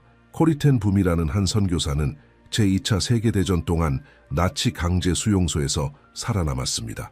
수용소 안에서 여동생을 잃었고 대부분의 사람들이 상상조차 할 수 없는 끔찍한 일들을 겪었습니다. 몇 년 후 독일의 한 교회에서 하나님의 사랑에 대해 간견하던 중 한 남자가 그녀에게 다가와 손을 내밀었습니다. 그리고 그녀는 그를 자신이 수감되었던 수용소에서 가장 잔혹했던 경비원 중 한 사람으로 알아보았습니다. 그는 자신이 그리스도인이 되었으며 용서를 구한다고 말했습니다. 그녀는 그 순간 팔이 납처럼 무겁게 느껴졌다고 고백합니다. 그 손을 잡고 싶지 않았습니다. 그리고 속으로 이렇게 기도했습니다. 주님, 저는 용서할 수 없습니다. 하지만 주님은 저를 대신해 용서하실 수 있습니다. 그리고 그녀는 손을 내밀었습니다. 그 순간 오직 하나님께로부터만 올 수 있는 사랑과 평안의 물결을 느꼈다고 말했습니다. 용서는 갑자기 생겨나는 감정이 아닙니다. 그것은 당신이 내리는 결단이며 감정은 그 후에 따라옵니다. 때로는 시간이 걸립니다. 때로는 매일 새롭게 결단해야 합니다. 그러나 당신이 용서를 선택할 때마다 과거에 당신을 묶어두었던 사슬을 끊고 아직도 아픈 상처를 하나님께서 치유하실 공간을 여는 것입니다. 당신은 상대를 위해 용서하는 것이 아닙니다. 당신 자신을 위해 용서합니다. 이미 용서받았기 때문에 용서합니다. 하나님께서 공의를 책임지시기에 당신이 그 무게를 짊어질 필요가 없기 때문에 용서합니다. 당신에게 상처 준 사람을 손에서 놓는 것은 약함이 아닙니다. 그것은 하나님의 자녀가 실천할 수 있는 가장 강력한 자유의 행위입니다. 그리고 그 자유는 오늘 당신에게 열려 있습니다. 원칙 7. 당신에게는 목적이 있다. 그리고 하나님은 당신을 그 목적 안에 세우는 일을 포기하지 않으신다. 인간의 마음이 겪는 가장 큰 고통 중 하나는 상실이나 실패가 아닙니다. 자신이 왜 태어났는지 모른 채 아침을 맞이하는 것입니다. 삶이 지나가고 있는데도 자신의 자리를 찾지 못했다고 느끼는 것입니다. 그러나 성경은 이 갈망에 가슴을 울리는 분명함으로 답합니다. 당신은 우연이 아닙니다. 당신은 하나의 계획입니다. 예레미야 1장 5절은 이렇게 선언합니다. 내가 너를 모태에 짓기 전에 너를 알았고, 이것은 당신이 존재하기도 전에 당신의 목적이 계획되었다는 뜻입니다. 당신의 부모가 만나기 전부터, 당신이 저지른 어떤 실수 이전부터 하나님은 이미 당신이 어떤 사람이 될지 아셨고 이미 계획을 가지고 계셨습니다. 에베소서 2장 10절은 이를 확증합니다. 우리는 그가 만드신 바라 그리스도 예수 안에서 선한 일을 위하여 지으심을 받은 자니 이 일은 하나님이 전에 예비하사 우리로 그 가운데서 행하게 하려 하심이니라. 당신이 목적을 만들어내야 하는 것이 아닙니다. 하나님께서 이미 준비해 두신 것을 발견해야 하는 것입니다. 문제는 많은 사람들이 자신의 부르심이 너무 작아 보인다는 이유로 스스로 포기해버린다는 것입니다. 다른 사람의 여정 한가운데와 자신의 시작을 비교하고 자신에게는 내놓을 것이 없다고 결론지어 버립니다. 그러나 하나님은 준비된 사람을 사용하신 적이 없습니다. 기꺼이 나오는 사람을 사용하셨습니다. 모세는 말이 어눌했습니다. 기드온은 자기 지파에서 가장 약한 가문의 가장 작은 자였습니다. 베드로는 충동적이었고 예수님을 3번이나 부인했습니다. 그럼에도 하나님은 그들을 사용하여 역사를 바꾸셨습니다. 어느 시골의 한 교사는 자신의 삶이 위대한 일을 한 적이 없기에 목적이 없는 것처럼 느껴진다고 말했습니다. 그러던 어느 날 한 옛 제자가 찾아와 몇 년 전 교실에서 그녀가 했던 한 문장이 자신이 삶을 포기하지 않도록 붙잡아 주었다고 고백했습니다. 그녀는 울었습니다. 평범한 월요일 오후에 영원한 목적을 이루고 있었다는 사실을 몰랐기 때문입니다. 당신의 목적은 종종 사랑으로 행하는 작은 일들 속에 숨겨져 있습니다. 사람들을 향한 당신의 돌봄 속에 있습니다. 당신이 과소평가하는 은사 속에 있습니다. 하나님 안에서는 아무것도 너무 작아서 중요하지 않은 것은 없습니다. 하나님은 당신이 있어야 할 자리에 당신을 세우는 일을 포기하지 않으십니다. 신뢰하십시오. 순종하십시오. 기꺼이 나아가십시오. 그리고 나머지는 그분께 맡기십시오. 이 영상 전체를 통해 하나님은 당신의 믿음의 여정을 완전히 변화시킬 수 있는 7가지 진리를 전하셨습니다. 하나님은 말씀하시며 당신은 그분의 음성을 듣기 위해 공간을 만들어야 한다는 것을 배웠습니다. 하나님의 사랑에는 조건도, 한계도, 유효기간도 없다는 것을 배웠습니다. 참된 믿음은 말에 머물지 않고 행동하며 움직이며 전체 길이 보이지 않아도 신뢰한다는 것을 배웠습니다. 회개는 부끄러움으로 닫히는 문이 아니라 기쁨으로 열리는 문이라는 것을 보았습니다. 기도는 차가운 의식이 아니라 당신 삶의 모든 세부를 듣고 싶어 하시는 아버지와의 살아있는 대화라는 것도 배웠습니다. 용서는 아픔을 잊는 것이 아니라 결코 당신의 것이 아니었던 무게에서 자유로워지는 것임을 깨달았습니다. 그리고 당신에게는 태어나기 전부터 계획된 영원한 목적이 있으며 용기와 믿음으로 살아내기를 기다리고 있다는 사실을 알게 되었습니다. 이것들은 멀리서 감탄하기 위한 원칙들이 아닙니다. 살아내야 할 진리들입니다. 그러므로 이 영상을 마치기 전에 당신에게 한 가지 실천적인 초대를 드립니다. 이 원칙들 중 단 하나라도 이번 주 안에 실천해 보십시오. 아침에 하나님을 듣기 위해 10분을 따로 떼어놓을 수도 있습니다. 잠들기 전에 솔직한 기도를 적어볼 수도 있습니다. 미루어 왔던 용서의 첫걸음을 내디딜 수도 있습니다. 혹은 단순히 이렇게 말할 수도 있습니다. 주님, 제 삶의 목적을 위해 저는 준비되어 있습니다. 오늘 하나님께서 당신에게 보내신 하늘의 메시지는 우연이 아닙니다. 그것은 하나님이 당신을 사랑하시고 계획을 가지고 계시며 당신을 그분의 뜻의 중심으로 다시 부르고 계시기 때문입니다. 그 부르심에 응답하십시오. 이는 나 여호와 너의 하나님이 내 오른손을 붙들고 내게 이르기를 두려워하지 말라. 내가 너를 도우리라 할 것임이니라. 이사야 41:23. 이것이 오늘 당신을 향한 하늘의 메시지입니다. 당신이 어디에 있든 무엇을 짊어지고 있든 몇 번이나 넘어졌든 상관없이 하나님은 당신의 손을 붙들고 계십니다. 그분은 당신을 버리지 않으셨습니다. 포기하지 않으셨습니다. 지금 여기에서 당신의 이름을 부르시며 당신이 사랑받고 있다는 것, 목적이 있다는 것, 가장 좋은 것이 아직 남아있다는 것을 상기시키고 계십니다. 그분이 요구하시는 것은 단 하나, 신뢰하고 다음 발걸음을 내딛는 것입니다. 이제 이 영상이 당신의 마음에 어떤 울림을 주었는지 정말 알고 싶습니다. 댓글에 한 단어, 한 문장, 한 구절이라도 남겨보십시오. 끝까지 시청하며 느낀 것을 표현해 보십시오. 당신의 메시지가 오늘 누군가에게 꼭 필요한 말이 될 수 있습니다. 아직 채널을 구독하지 않았다면 지금이 그 순간입니다. 지금 구독 버튼을 누르고 알림을 활성화하십시오. 매일 하나님은 당신의 마음에 새 말씀을 부어주기를 원하십니다. 그리고 화면에 이어서 나타날 다음 영상은 이 영적 여정 속으로 당신을 더 깊이 이끌 것입니다. 놓치지 마십시오. 그때까지 하나님께서 당신을 지키시고 축복하시며 모든 걸음마다 붙들어 주시기를 바랍니다. 네 마음을 다하여 여호와를 신뢰하고 네 명철을 의지하지 말라. 너는 범사의 그를 인정하라. 그리하면 네 길을 지도하시리라. 잠언 3:5-6. 이 성경의 약속은 불안과 의심, 과중한 짐이 가득한 이 시대에 강력하게 울려 퍼집니다. 인생은 종종 하나님께서 맡기신 적 없는 짐을 우리가 지게 만듭니다. 우리는 모든 것을 통제하려 애쓰고 모든 세부 사항을 계획하며 스스로의 힘으로 모든 것을 해결하려 하다가 결국 지치고 좌절하고 걱정에 휩싸입니다. 그러나 진정한 평안의 비밀은 모든 것을 통제하는 데 있는 것이 아니라 놓아버리는 데 있는 것이 아닐까요? 걱정을 멈추고 하나님께 인도받는 데 있지 않을까요? 바로 이 주제에 대해 역사상 가장 위대한 설교자 중 한 사람인 빌리 그레이엄의 말씀과 사역에서 영감을 받아 이 영상에서 함께 묵상하려 합니다. 그의 유산은 대중 복음화에 그치지 않고 실제적인 믿음과 절대적인 신뢰, 결코 통제를 잃지 않으시는 하나님에 대한 깊은 신뢰의 삶이었습니다. 이 영상에서는 빌리 그레이엄과 수많은 믿음의 거인들이 따랐던 성경의 원칙을 바탕으로 진정한 맡김의 삶이 무엇인지 함께 배워갈 것입니다.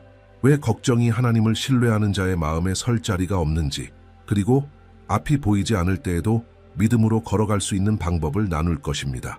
예수님은 내일 일을 걱정하지 말라고 하셨습니다. 내일 일은 내일이 걱정할 것이기 때문입니다. 마태복음 6:34. 그러나 우리는 이 말씀이 듣기는 쉬워도 실천하기는 얼마나 어려운지 알고 있습니다. 불안은 오늘날 가장 흔한 고통 중 하나가 되었으며 심지어 그리스도인들 사이에서도 마찬가지입니다. 하지만 우리가 기억해야 할 진리는 이것입니다. 걱정은 도둑입니다. 걱정은 우리의 평안과 잠, 소망을 빼앗으며 무엇보다도 믿음이 있어야 할 자리를 빼앗아 갑니다. 우리가 걱정의 마음을 빼앗길 때 우리는 무의식 중에 하나님을 온전히 신뢰하지 않는다는 신호를 보내고 있는 것입니다. 우리는 하나님의 약속보다 현재의 상황을 더 믿고 있다는 말을 하고 있는 셈입니다. 바로 그렇기 때문에 이 영상이 지금 우리에게 꼭 필요한 것입니다. 우리는 다시 신뢰하는 법을 배워야 합니다. 다시 안식하는 법을 배워야 합니다. 다시 통제를 내려놓고 하나님께서 인도하시도록 허락하는 법을 배워야 합니다. 이 메시지는 단순한 동기부여가 아닙니다. 깊이 있는 영적 도전입니다. 오늘 여러분이 결단할 수 있도록 부르시는 하나님의 초대입니다. 걱정을 멈추고 신뢰를 시작하십시오. 앞으로 몇 분 동안 우리는 성경에 기반을 두고 변화된 삶을 통해 입증된 실제적인 원칙들 속으로 깊이 들어갈 것입니다. 여러분은 깨닫게 될 것입니다. 평안은 문제의 부재가 아니라 하나님의 임재 안에 있다는 것을, 진정한 자유는 모든 해답을 갖는 데 있는 것이 아니라 모든 해답을 가지신 그분을 따르는 데 있다는 것을. 그렇다면 여러분이 이것을 통해 영적으로 얻게 될 것은 무엇일까요? 하나님께 짐을 맡길 때 오는 감정적 영적 안도감, 성령의 인도하심을 받으며 결정을 내릴 수 있는 분별력, 성경의 약속들에 대한 새로워진 신뢰, 온전한 맡김을 통해 주님과 더 깊은 관계로 나아감. 걱정이 더 이상 여러분의 하루를 좌우하지 않는 삶을 상상해 보십시오.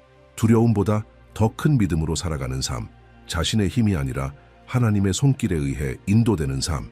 이제 여러분의 마음을 열기만 한다면 이 메시지를 통해 바로 그 삶을 경험할 수 있습니다. 실천적인 원칙들을 나누기 전에 이미 이 메시지가 여러분의 마음에 울림을 주고 있다면 망설이지 마십시오. 지금 바로 채널을 구독하세요. 매일 하나님의 메시지를 받고 믿음을 더욱 굳건히 하며 아버지의 마음에 더 가까이 다가갈 수 있도록 이 채널의 모든 영상은 정성을 다해 준비되어 있습니다. 하나님은 여러분과 말씀하시기를 원하십니다. 그분은 말씀을 통해, 묵상을 통해, 교제를 통해 말씀하십니다. 원칙 1. 하나님에 대한 절대적인 신뢰. 왜냐하면 그분은 신실하시기 때문입니다. 너희 염려를 다 주께 맡기라. 이는 그가 너희를 돌보심이라. 베드로전서 5장 7절. 빌리 그레이엄 목사님은 불안에 대한 가장 큰 해답은 하나님에 대한 신뢰라고 자주 말하셨습니다. 그의 메시지 중 하나에서 그는 이렇게 확신에 찬 고백을 했습니다. 나는 미래가 나에게 무엇을 가져다 줄지 모르지만 내 미래를 붙드시는 분이 누구인지는 안다. 이 한마디는 하나님에 대한 절대적인 신뢰가 무엇인지를 잘 요약해 줍니다. 모든 것이 어떻게 전개될지를 아는 것이 아니라 모든 것을 맡길 수 있는 분을 아는 것, 그것이 참된 신뢰입니다. 사실 우리 모두는 두려움이 마음을 지배하려는 순간을 경험합니다. 직장을 잃었을 때, 어려운 의료 진단을 받았을 때, 관계가 깨어질 때, 계획이 무너질 때, 걱정은 우리의 마음을 두드립니다. 하지만 그 걱정에 우리가 어떻게 반응하느냐가 평안과 절망을 가르는 기준이 됩니다. 빌리 그레이엄은 기독교 신앙이 현실을 회피하는 것이 아니라 하나님의 시선으로 현실을 마주하는 것이라고 가르쳤습니다. 바로 그것이 우리에게 참된 쉼을 가져다주는 이유입니다. 하나님을 신뢰한다는 것은 내 힘으로 해결할 수 없는 것들을 그분께 맡기는 것에서 시작됩니다. 그리고 솔직히 말하자면 우리의 통제 안에 있는 것보다 통제 밖에 있는 것이 훨씬 더 많습니다. 우리는 사람을, 상황을, 시간의 흐름을, 결과를 통제하려 애씁니다. 그러나 그것은 우리를 더욱 지치게 만들 뿐입니다. 예수님께서 제시하신 길은 전혀 다릅니다. 수고하고 무거운 짐진 자들아, 다 내게로 오라, 내가 너희를 쉬게 하리라. 마태복음 11, 8. 빌리 그레이엄 목사님은 진정한 안식은 우리의 짐을 십자가 앞에 내려놓을 때 온다고 전하셨습니다. 그는 이 말을 단순한 이론으로 한 것이 아닙니다. 그는 이 말씀으로 변화된 수많은 삶을 직접 목격했습니다. 전 세계에서 자신의 고통을 하나님께 맡기고 폭풍 한가운데서도 평안을 찾은 이들을 보았습니다. 그의 한 집회에서 한 남성이 말씀 후에 빌리에게 다가와 말했습니다. 그는 끊임없는 절망 속에 살고 있었고 사고로 아내를 잃은 후 자신이 곁에 없었다는 죄책감에 시달리고 있었습니다.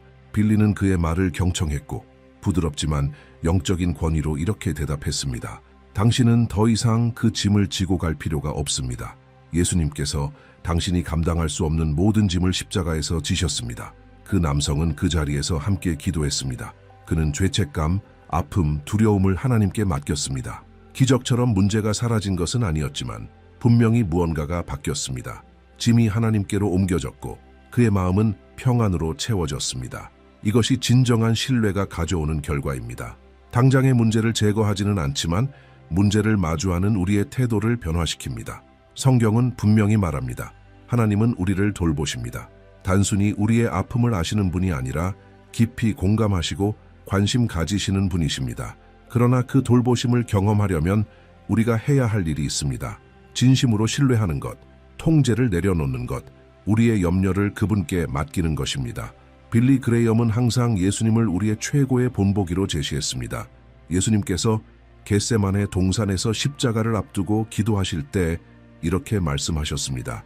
내 아버지여, 만일 할만하시거든 이 잔을 내게서 지나가게 하옵소서. 그러나 나의 원대로 마시옵고 아버지의 원대로 하옵소서. 마태복음 26:39. 예수님은 그 길이 얼마나 고통스러울지 아셨지만 끝까지 하나님을 신뢰하셨습니다. 그리고 그분이 신뢰하셨기에 오늘 우리는 구원을 받게 된 것입니다. 그렇다면 여러분은 어떻습니까? 여러분의 걱정과 불안, 두려움을 하나님께 맡길 준비가 되어 있으신가요? 우리는 종종 신뢰하는 것이 약함의 표시라고 생각합니다. 하지만 그 반대입니다. 하나님, 저는 감당할 수 없습니다. 주님이 필요합니다. 라고 말하는 데는 용기가 필요합니다. 진정한 힘은 하나님께 의존할 때 나옵니다. 혹시 지금 어려운 시기를 지나고 있다면 빌리 그레이엄 목사님이 여러 번 반복했던 이 말을 기억하십시오. 하나님은 고통 없는 삶을 약속하시지 않으셨습니다. 하지만 고통 속에서도 당신과 함께 하시겠다고 약속하셨습니다. 우리는 모든 것을 이해할 필요가 없습니다. 모든 해답을 가질 필요도 없습니다. 하지만 우리는 믿어야 합니다. 그리고 그 믿음은 맹목적인 것이 아닙니다. 성경 속에서 그리고 전 세계 수많은 그리스도인들의 삶을 통해 증명된 하나님의 신실하심 위에 세워진 믿음입니다.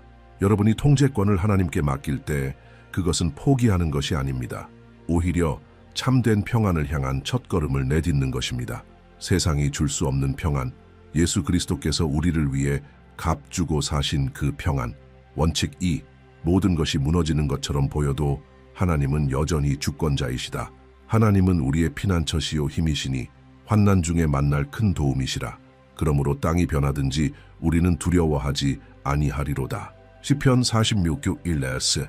빌리 그레이엄은 이렇게 확신에 차서 설교하곤 했습니다.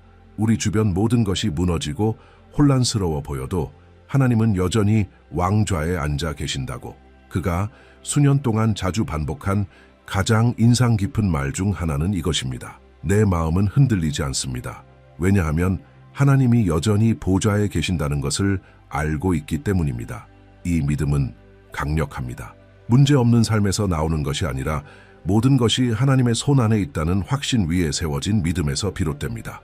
혼란도, 위기도, 고통도 모든 것이 그분의 시선 아래에 있으며 하나님은 어떤 상황도 우리의 삶에서 그분의 목적을 이루기 위해 사용하실 수 있습니다.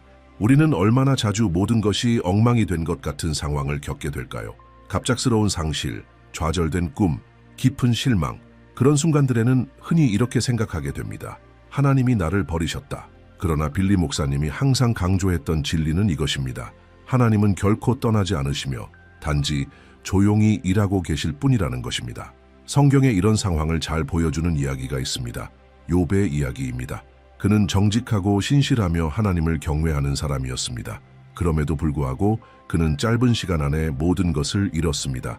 자녀, 재산, 건강, 누구에게나 그것은 끝처럼 보였습니다. 그러나 하나님은 더 큰 이야기를 쓰고 계셨습니다. 하나님은 시험을 허락하셨지만 결코 상황에 대한 주권을 놓지 않으셨습니다. 결국 욥은 회복되었습니다. 성품도 믿음도 물질적인 축복도. 빌리 목사님은 이 예를 들어 우리에게 이렇게 말하곤 했습니다. 우리는 테피스트리의 앞면만 볼 수 있는데 그 앞면은 엉켜 있고 혼란스러워 보입니다. 그러나 하나님은 그 뒷면을 보십니다. 모든 것이 완벽하게 맞물리는 모습입니다. 한 번은 인터뷰 중에 누군가 빌리 그레함에게 물었습니다. 전쟁, 세계적 위기, 기독교 신앙에 대한 공격 속에서도 어떻게 그렇게 침착할 수 있느냐고요. 그는 이렇게 단순하게 대답했습니다. 나는 성경의 마지막 장을 읽었습니다. 그리고 어떻게 끝나는지 알고 있습니다. 이 대답은 위대한 진리를 담고 있습니다. 끝을 아는 사람은 중간에 절망하지 않습니다. 그리고 하나님의 성품을 아는 사람은 모든 것이 제자리에 있어 보이지 않을 때조차도 그분이 여전히 완전하게 모든 것을 이끌고 계신다는 것을 압니다. 몇 년 전 다니엘라라는 젊은 여성이 빌리 그레함에게서 영감을 받은 설교를 들은 후 교회에서 자신의 간증을 나누었습니다. 그녀는 결혼을 앞두고 있었고 행복하며 많은 계획을 세우고 있었습니다. 그러나 결혼을 불과 2달 앞두고 그녀는 약혼자에게서 아무런 명확한 설명도 없이 버림받았습니다. 수치심, 슬픔, 그리고 거절당했다는 감정이 그녀를 잠식했습니다. 몇 주 동안 그녀는 멈추지 않고 울었습니다. 하나님께 질문했습니다. 버림받았다고 느꼈습니다. 그러나 어느 날 밤 유튜브에서 빌리 그레함의 오래된 설교를 들으며 그녀는 이런 문장을 듣게 되었습니다. 하나님은 때때로 우리가 잘못된 곳에 들어가지 않도록 문을 세게 닫으신다. 그 말은 그녀의 마음 깊숙이 새우며 들었습니다. 몇 주 만에 처음으로 그녀는 설명을 구하는 기도가 아닌 이런 기도를 드렸습니다. 주님, 저는 이해하지 못하지만 믿습니다. 주님께서 모든 것을 주관하고 계심을 압니다. 수년 후 다니엘라는 하나님을 경외하는 남성과 결혼했고 현재는 남편과 함께 부부 사역을 이끌고 있습니다. 그녀는 뒤를 돌아보며 말합니다. 하나님께서 그녀를 고통을 가져올 관계에서 건져내셨다고. 그리고 하나님은 침묵 중에도 사랑으로 일하고 계셨다고. 지금 당신에게도 같은 일이 일어나고 있을 수 있습니다. 어쩌면 어떤 일이 당신의 통제를 벗어났을지 모르지만 하나님의 통제를 벗어난 적은 결코 없습니다. 하나님의 주권은 모든 일이 우리가 원하는 대로 된다는 뜻이 아닙니다. 그러나 그것은 어떤 일도 헛되지 않다는 것을 의미합니다. 하나님은 상실을 목적으로, 위기를 성장으로, 눈물을 힘으로 바꾸십니다. 빌리 그레함은 이 진리를 굳게 믿었고 그의 삶 자체가 그 증거였습니다. 그는 수많은 순간 압박과 비판, 가족 문제를 겪었지만 복음을 전하는 열정을 결코 잃지 않았습니다. 왜냐하면 그는 이렇게 확신했기 때문입니다. 내 소명은 내 주변에서 일어나는 일들에 달려있는 것이 아니라 나를 부르신 그분에게 달려 있습니다. 그리고 이 진리는 당신에게도 똑같이 적용됩니다. 상황이 당신의 믿음을 좌우하게 하지 마십시오. 외부의 혼란이 당신 안에 하나님에 대한 신뢰를 흐트러뜨리게 두지 마십시오. 하나님은 지금도 일하고 계십니다. 당신이 느끼지 못하고 보지 못하고 이해하지 못하는 그 순간에도 말입니다. 당신은 오늘 골짜기 한가운데 있을 수 있지만 하나님은 이미 당신의 상국대기를 써놓으셨습니다. 그리고 그 둘 사이를 잇는 길의 이름은 신뢰입니다. 기억하세요. 당신에게 혼돈처럼 보이는 그 모든 것이 하나님께서는 사랑으로 만들어가고 계시는 완전한 건축물일 수 있습니다. 원칙 3. 그리스도는 당신의 평안의 근원이시며 세상이 아닙니다. 평안을 너희에게 끼치노니 곧 나의 평안을 너희에게 주노라. 내가 너희에게 주는 것은 세상이 주는 것과 같지 아니하니라. 너희는 마음에 근심하지도 말고 두려워하지도 말라. 요한복음 14장 27절. 빌리 그레함 목사님은 인간의 마음을 금이간잔에 비유하곤 했습니다. 세상의 것으로 그 잔을 채우려 해도 결국은 새어버린다는 것입니다. 어떤 성공도 성취도 일시적인 쾌락도 진정한 평안을 줄 수 없습니다. 오직 예수 그리스도만이 그 빈자리를 영원히 채우실 수 있습니다. 그래서 많은 사람들이 겉보기에는 모든 것을 가진 듯 보여도 불안 속에 살아갑니다. 경력, 집, 돈, 가족이 있어도 마음은 늘 불안하고 가슴이 답답하고 내일이 두렵습니다. 그것은 진정한 평안이 외부에서 오는 것이 아니라 내부에서부터 시작된다는 것을 보여줍니다. 그리고 오직 그리스도만이 우리 안에 그 평안을 심어주실 수 있습니다. 예수님은 인간적인 의미에서의 고요한 삶을 약속하신 적이 없습니다. 오히려 이 세상에서 우리가 환난을 당할 것이라고 말씀하셨습니다. 하지만 그 한복판에서 우리에게 강력한 약속을 주셨습니다. 내 평안을 너희에게 주노라. 빌리 목사님은 담대하게 설교했습니다. 이 평안은 문제가 없는 상태가 아니라 하나님의 임재입니다. 그리스도께서 중심에 계실 때 우리는 폭풍 가운데서도 쉴 수 있습니다. 그는 전쟁, 불의, 전 세계적인 두려움 속에서도 그리스도인은 마음을 굳건히 할 수 있다고 강조했습니다. 왜냐하면 우리의 평안은 상황에 달린 것이 아니라 영원한 반석이신 하나님께 달려있기 때문입니다. 많은 사람들은 잘못된 곳에서 이 평안을 찾습니다. 과도한 오락, 소비, 일시적인 관계, SNS, 중독 혹은 모든 것을 통제하려는 시도 속에서 불안을 해결하려 합니다. 그러나 결국 그들은 여전히 공허함을 느낍니다. 빌리 목사님의 말처럼 당신 안에 폭풍을 잠잠케 하실 수 있는 분은 오직 하나님뿐입니다. 어느 날 두 아이의 엄마가 빌리 그레함 목사님에게 편지를 보냈습니다. 그녀는 두려움에 시달리는 삶을 살고 있다고 고백했습니다. 자녀들에게 무슨 일이 생길까봐, 그들을 부양하지 못할까봐 미래가 두려워서 불안에 휩싸여 있었습니다. 뉴스를 볼 때마다 마음이 무너졌고 이렇게 말했습니다. 기도는 하지만 곧 평안이 사라져요. 마치 제 안에서 전쟁이 벌어지고 있는 것 같아요.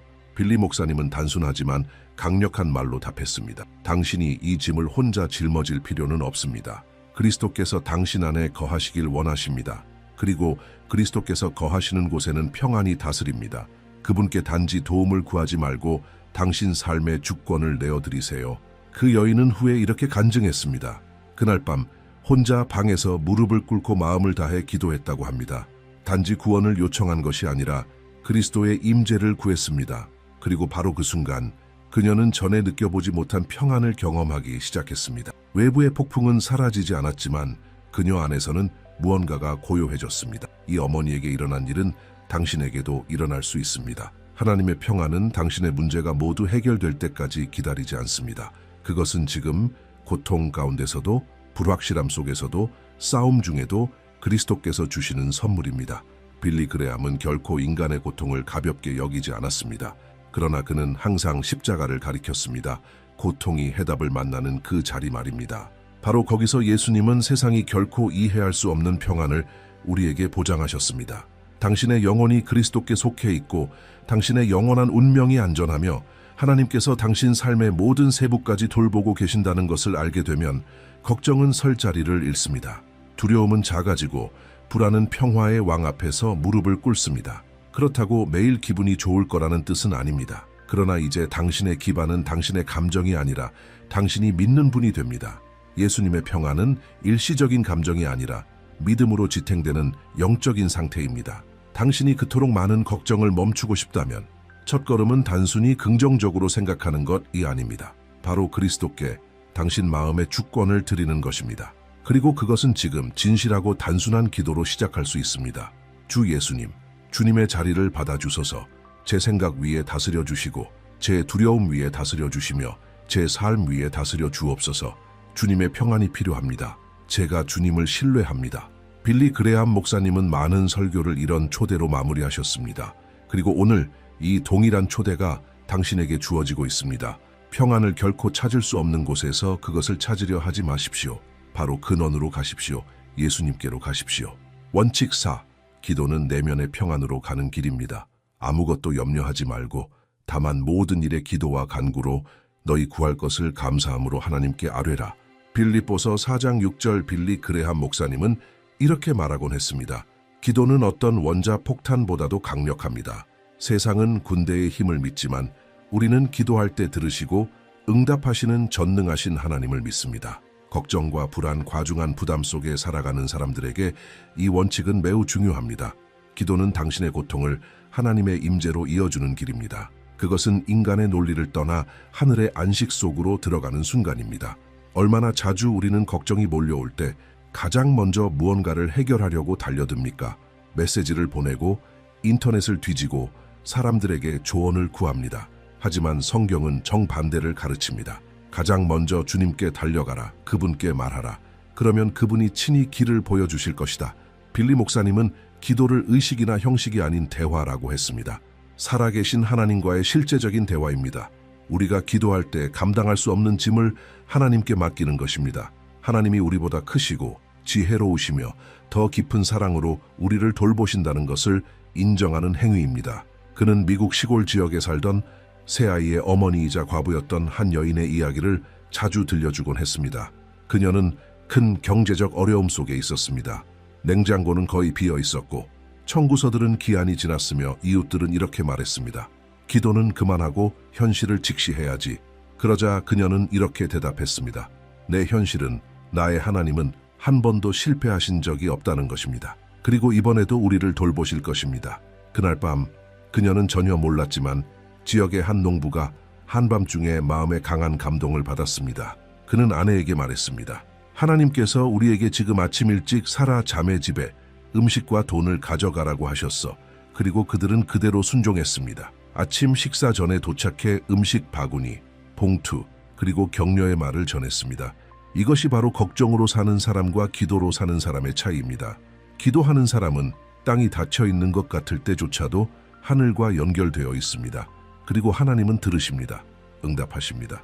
우리가 기대하는 방식은 아닐지라도 언제나 사랑과 지혜로 가장 정확한 때에 일하십니다. 빌리 그레함 목사님은 자주 말했습니다. 기도는 하나님의 뜻을 바꾸기 위한 것이 아닙니다. 우리의 마음을 하나님의 뜻에 맞추기 위한 것입니다. 여기 진짜 비밀이 있습니다. 당신의 마음이 하나님의 마음에 맞춰질 때 비로소 평안이 찾아옵니다. 이제 더 이상 혼자 싸울 필요가 없다는 걸 깨닫기 때문입니다. 우주의 왕이 당신의 모든 말을 들으시고 모든 눈물을 닦아주시고 모든 요청을 기억하신다는 사실 안에서 안식하게 됩니다.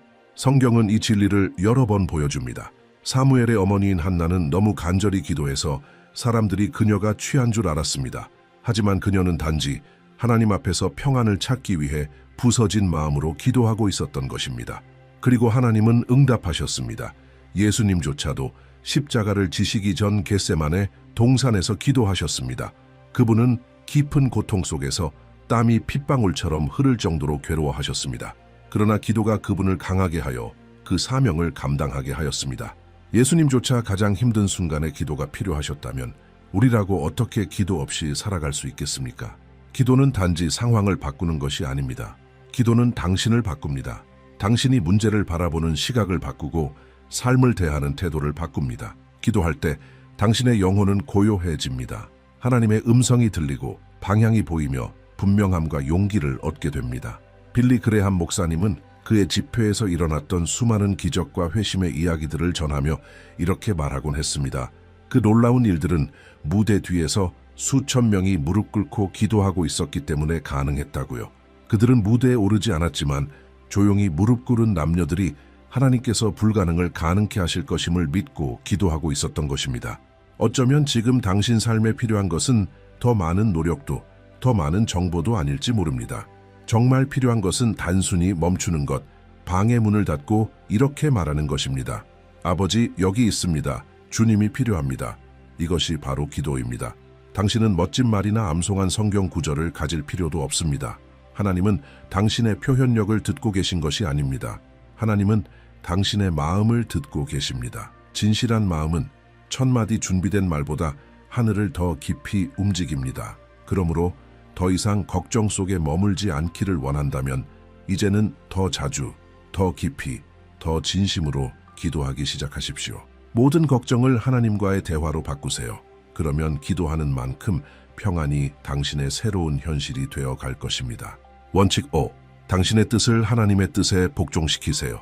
내 원대로 맛이 없고 아버지의 원대로 되기를 원하나이다. 누가복음 22장 42절. 빌리 그레함 목사님은 참된 안식은 모든 일이 내 뜻대로 되는 데 있는 것이 아니라 하나님의 뜻이 더 낫다는 사실을 신뢰하는 데 있다고 가르쳤습니다. 이것은 기독교 신앙의 가장 어렵지만 가장 자유로운 진리 중 하나입니다.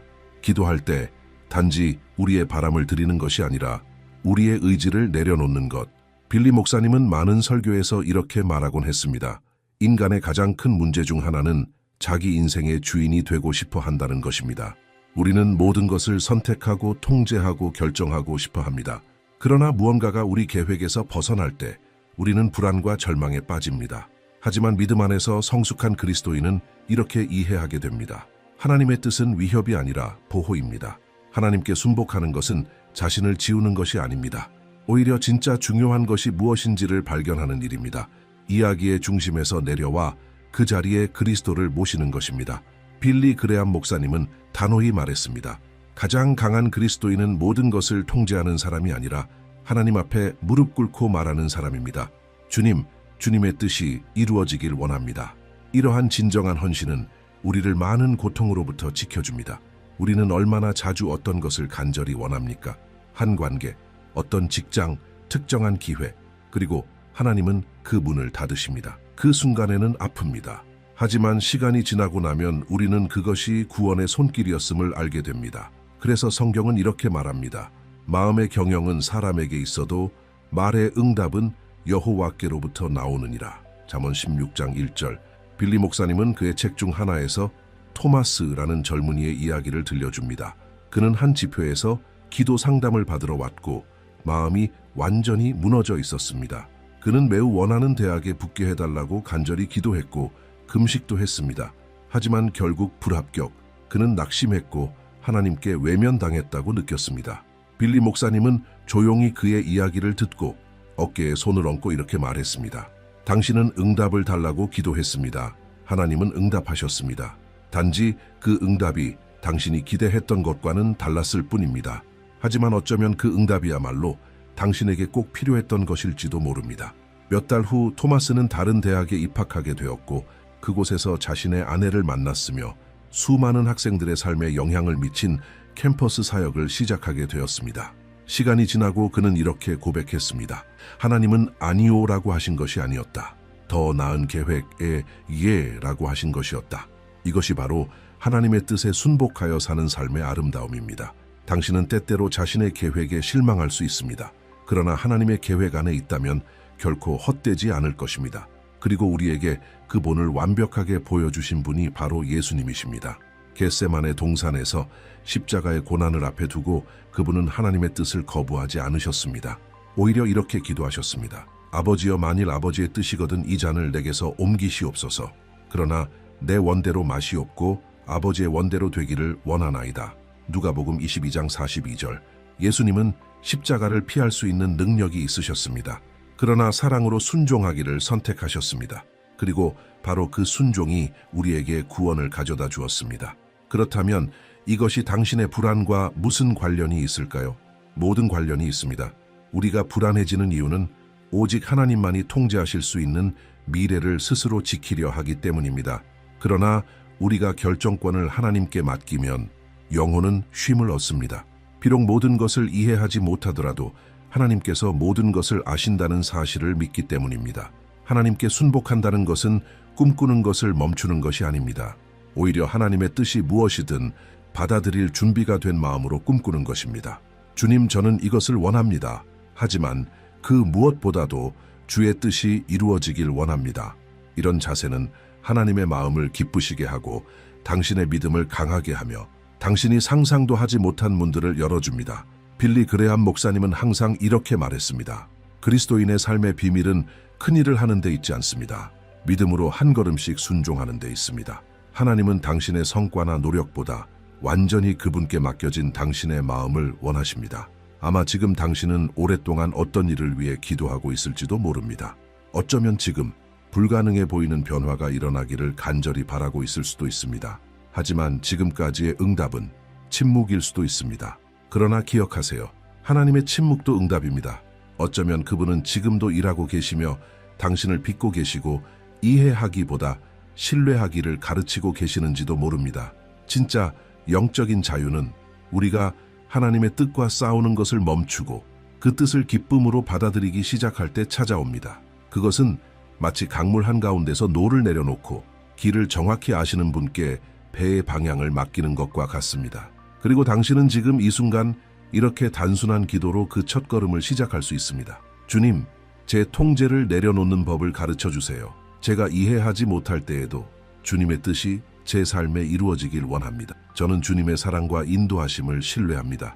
이것이 바로 빌리 그레함 목사님이 평생 동안 전했던 메시지입니다. 그리고 오늘 그분이 여기 계셨다면 분명 이렇게 말했을 것입니다.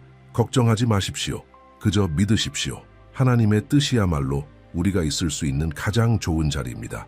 이 영상에서 우리는 중요한 진리를 함께 나누었습니다. 걱정은 우리가 짊어져야 할 짐이 아닙니다. 하나님께서는 그보다 훨씬 나은 대안, 곧 그분에 대한 신뢰를 우리에게 주십니다. 빌리 그레함 목사님은 이 단순하면서도 강력한 진리를 전하는 데 자신의 삶을 바쳤습니다. 그의 모든 집회, 라디오 방송, 책, 설교 속에는 한 가지 공통된 초대가 있었습니다. 혼자 싸우지 말고 하나님께 주권을 맡기십시오. 지금까지 함께 살펴본 5가지 원칙을 다시 떠올려 봅시다. 원칙 1. 하나님을 전적으로 신뢰하는 것이 두려움에서 벗어나는 첫걸음입니다. 우리의 시선을 상황에서 그리스도로 돌릴 때 사람의 이해를 뛰어넘는 평안을 경험하게 됩니다. 원칙 2. 우리가 이해하지 못할 때에도 하나님은 더 크고 선한 계획을 갖고 계십니다. 그분은 우리가 보지 못하는 것을 보시며 침묵 중에도 사랑으로 일하십니다. 원칙 3. 진정한 평안은 세상이 아닌 그리스도에게서 옵니다. 그분은 인생의 폭풍 속에서도 우리가 흔들리지 않도록 든든한 닻이 되어주십니다. 원칙 4. 기도는 하늘이 우리의 영혼에 닿는 거룩한 통로입니다. 진실한 기도를 통해 우리는 불안을 내려놓고 하나님의 임재 속에 거하게 됩니다. 원칙 5. 하나님의 뜻에 우리의 뜻을 복종시키는 것이야말로 가장 안전한 길입니다. 우리가 통제를 내려놓을 때 비로소 참된 안식을 누릴 수 있습니다. 왜냐하면 하나님의 뜻은 언제나 우리의 뜻보다 더 낫기 때문입니다. 이 모든 원칙은 우리에게 영적인 자세의 전환을 초대합니다. 걱정에서 안식으로, 저항에서 신뢰로, 고통에서 기다림의 믿음으로. 빌리 그레함 목사님은 이렇게 가르쳤습니다. 믿음으로 산다는 것은 문제를 외면하는 것이 아니라 그 문제를 하나님과 함께 마주하는 것입니다. 하나님은 해결하지 못할 문제가 없으시며 치유하지 못할 마음이 없으시고 변화시키지 못할 상황이 없습니다. 그러니 이제 당신의 차례입니다. 걱정을 내려놓고 그분을 신뢰하십시오. 그 어떤 상황에서도 하나님은 당신과 함께 하십니다. 당신이 여기까지 읽었다는 것은 어쩌면 지금 힘든 시간을 보내고 있다는 신호일지도 모릅니다. 아마 걱정이 끊임없이 마음을 짓눌렀고 불안이 당신의 잠을, 평안을, 기쁨을 빼앗아 갔을 수도 있습니다. 하지만 기억하세요. 당신은 혼자가 아닙니다. 하나님은 당신을 보고 계십니다. 그분은 당신의 싸움을 아시고 눈물의 의미를 이해하시며 당신이 상상하는 것보다 훨씬 가까이 계십니다. 그분은 당신이 인생의 압박 속에 짓눌려 살아가길 원치 않으십니다. 그분은 당신의 인도자요, 공급자요, 평안 그 자체가 되기를 원하십니다. 예수님께서 요한복음 14장 27절에서 주신 약속은 여전히 살아있습니다. 평안을 너희에게 끼치노니 곧 나의 평안을 너희에게 주노라. 이 약속은 오늘을 위한 것입니다. 당신을 위한 것입니다. 그리고 이 약속은 우리가 하나의 실제적이고 영적인 결단을 내릴 때 성취됩니다. 내어 맡기기, 믿기, 순종하기. 그 길은 쉽지 않지만 가능합니다. 그리고 성령님께서 당신을 도와주시기 위해 늘 준비되어 계십니다. 이 모든 것을 당신 혼자 힘으로 해낼 필요는 없습니다. 하나님께서 당신을 붙드실 분이요, 가르치실 분이요, 함께 걸으실 분이십니다. 그러니 오늘의 초대는 단순하지만 깊이 있습니다. 이 말씀들 중 하나의 원칙을 선택하고 이번 주에 의도적으로 실천해 보세요. 어쩌면 지금은 더 걱정하기보다 더 기도할 때일지도 모릅니다. 어쩌면 이미 하나님께서 닫으신 문 앞에서 더 이상 싸우지 않고 그분의 뜻을 받아들일 때일지도 모릅니다. 혹은 그저 이렇게 고백할 시간일지도 모릅니다. 주님, 이해는 안 되지만 믿습니다. 가장 중요한 것은 시작하는 것입니다. 왜냐하면 믿음의 한 걸음 한 걸음이 참된 안식으로 가는 길이기 때문입니다. 빌리 그레함 목사님은 이렇게 말하곤 했습니다. 그리스도인의 삶은 흔들리는 다리를 건너는 것과 같습니다. 때로는 두렵고 불안하지만 우리는 계속 걸어갑니다. 왜냐하면 그 다리를 지으신 분이 믿을 만한 분이시기 때문입니다. 그리고 그 다리의 설계자, 곧 당신 인생의 엔지니어는 하나님이십니다. 그분은 실패하지 않으십니다. 그러니 오늘 다른 선택을 해보세요. 걱정하는 대신 믿으세요. 도망치는 대신 기도하세요. 저항하는 대신 내어드리세요. 그리고 그 평안이 당신의 삶을 새롭게 덮기 시작할 것입니다. 그리고 당신은 곧 알게 될 것입니다. 길은 더 가벼워지고 마음은 더 평안해지며 삶은 점점 더 본질적인 중심으로 향하게 됩니다. 그리스도께서 당신 안에 계시며 이는 영광의 소망입니다. 주께서 심지가 견고한 자를 평강의 평강으로 지키시리니 이는 그가 주를 신뢰함이니이다. 이사야 26장 3절. 당신은 불안에 지배당하며 살 필요가 없습니다. 모든 것을 이해할 필요도 없습니다. 당신이 해야 할 일은 모든 것을 이해하시는 하나님을 믿는 것뿐입니다. 그분은 이미 당신의 내일 속에 계시며 그 길을 예비하시고 세부를 돌보시며 당신의 마음을 강하게 하십니다. 당신이 찾고 있는 평안은 상황 속에 있지 않습니다. 그리스도 안에 있습니다. 그리고 오늘 그분이 당신을 향해 손을 내밀며 이렇게 말씀하십니다. 오라, 나와 함께 걷자. 내가 너를 인도하겠다. 지금 아래 댓글에 나눠주세요. 오늘 당신의 마음에 가장 깊이 와닿은 원칙은 무엇이었나요? 진심이 담긴 창의적이고 은혜로운 글로 표현해보세요. 당신의 고백이 누군가에게 꼭 필요한 격려가 될 수 있습니다. 아직 구독하지 않으셨다면 지금 바로 구독 버튼을 누르고 알림종을 눌러 앞으로도 믿음을 견고히 세워줄 메시지를 계속 받아보세요. 그리고 지금 화면에 보이는 다음 영상도 꼭 시청하세요. 당신의 영적 여정을 더 깊이 이끌어주며 하나님을 향한 신뢰를 한 차원 더 높여줄 것입니다. 하나님께서 당신을 축복하시고 평강으로 인도하시길 바랍니다.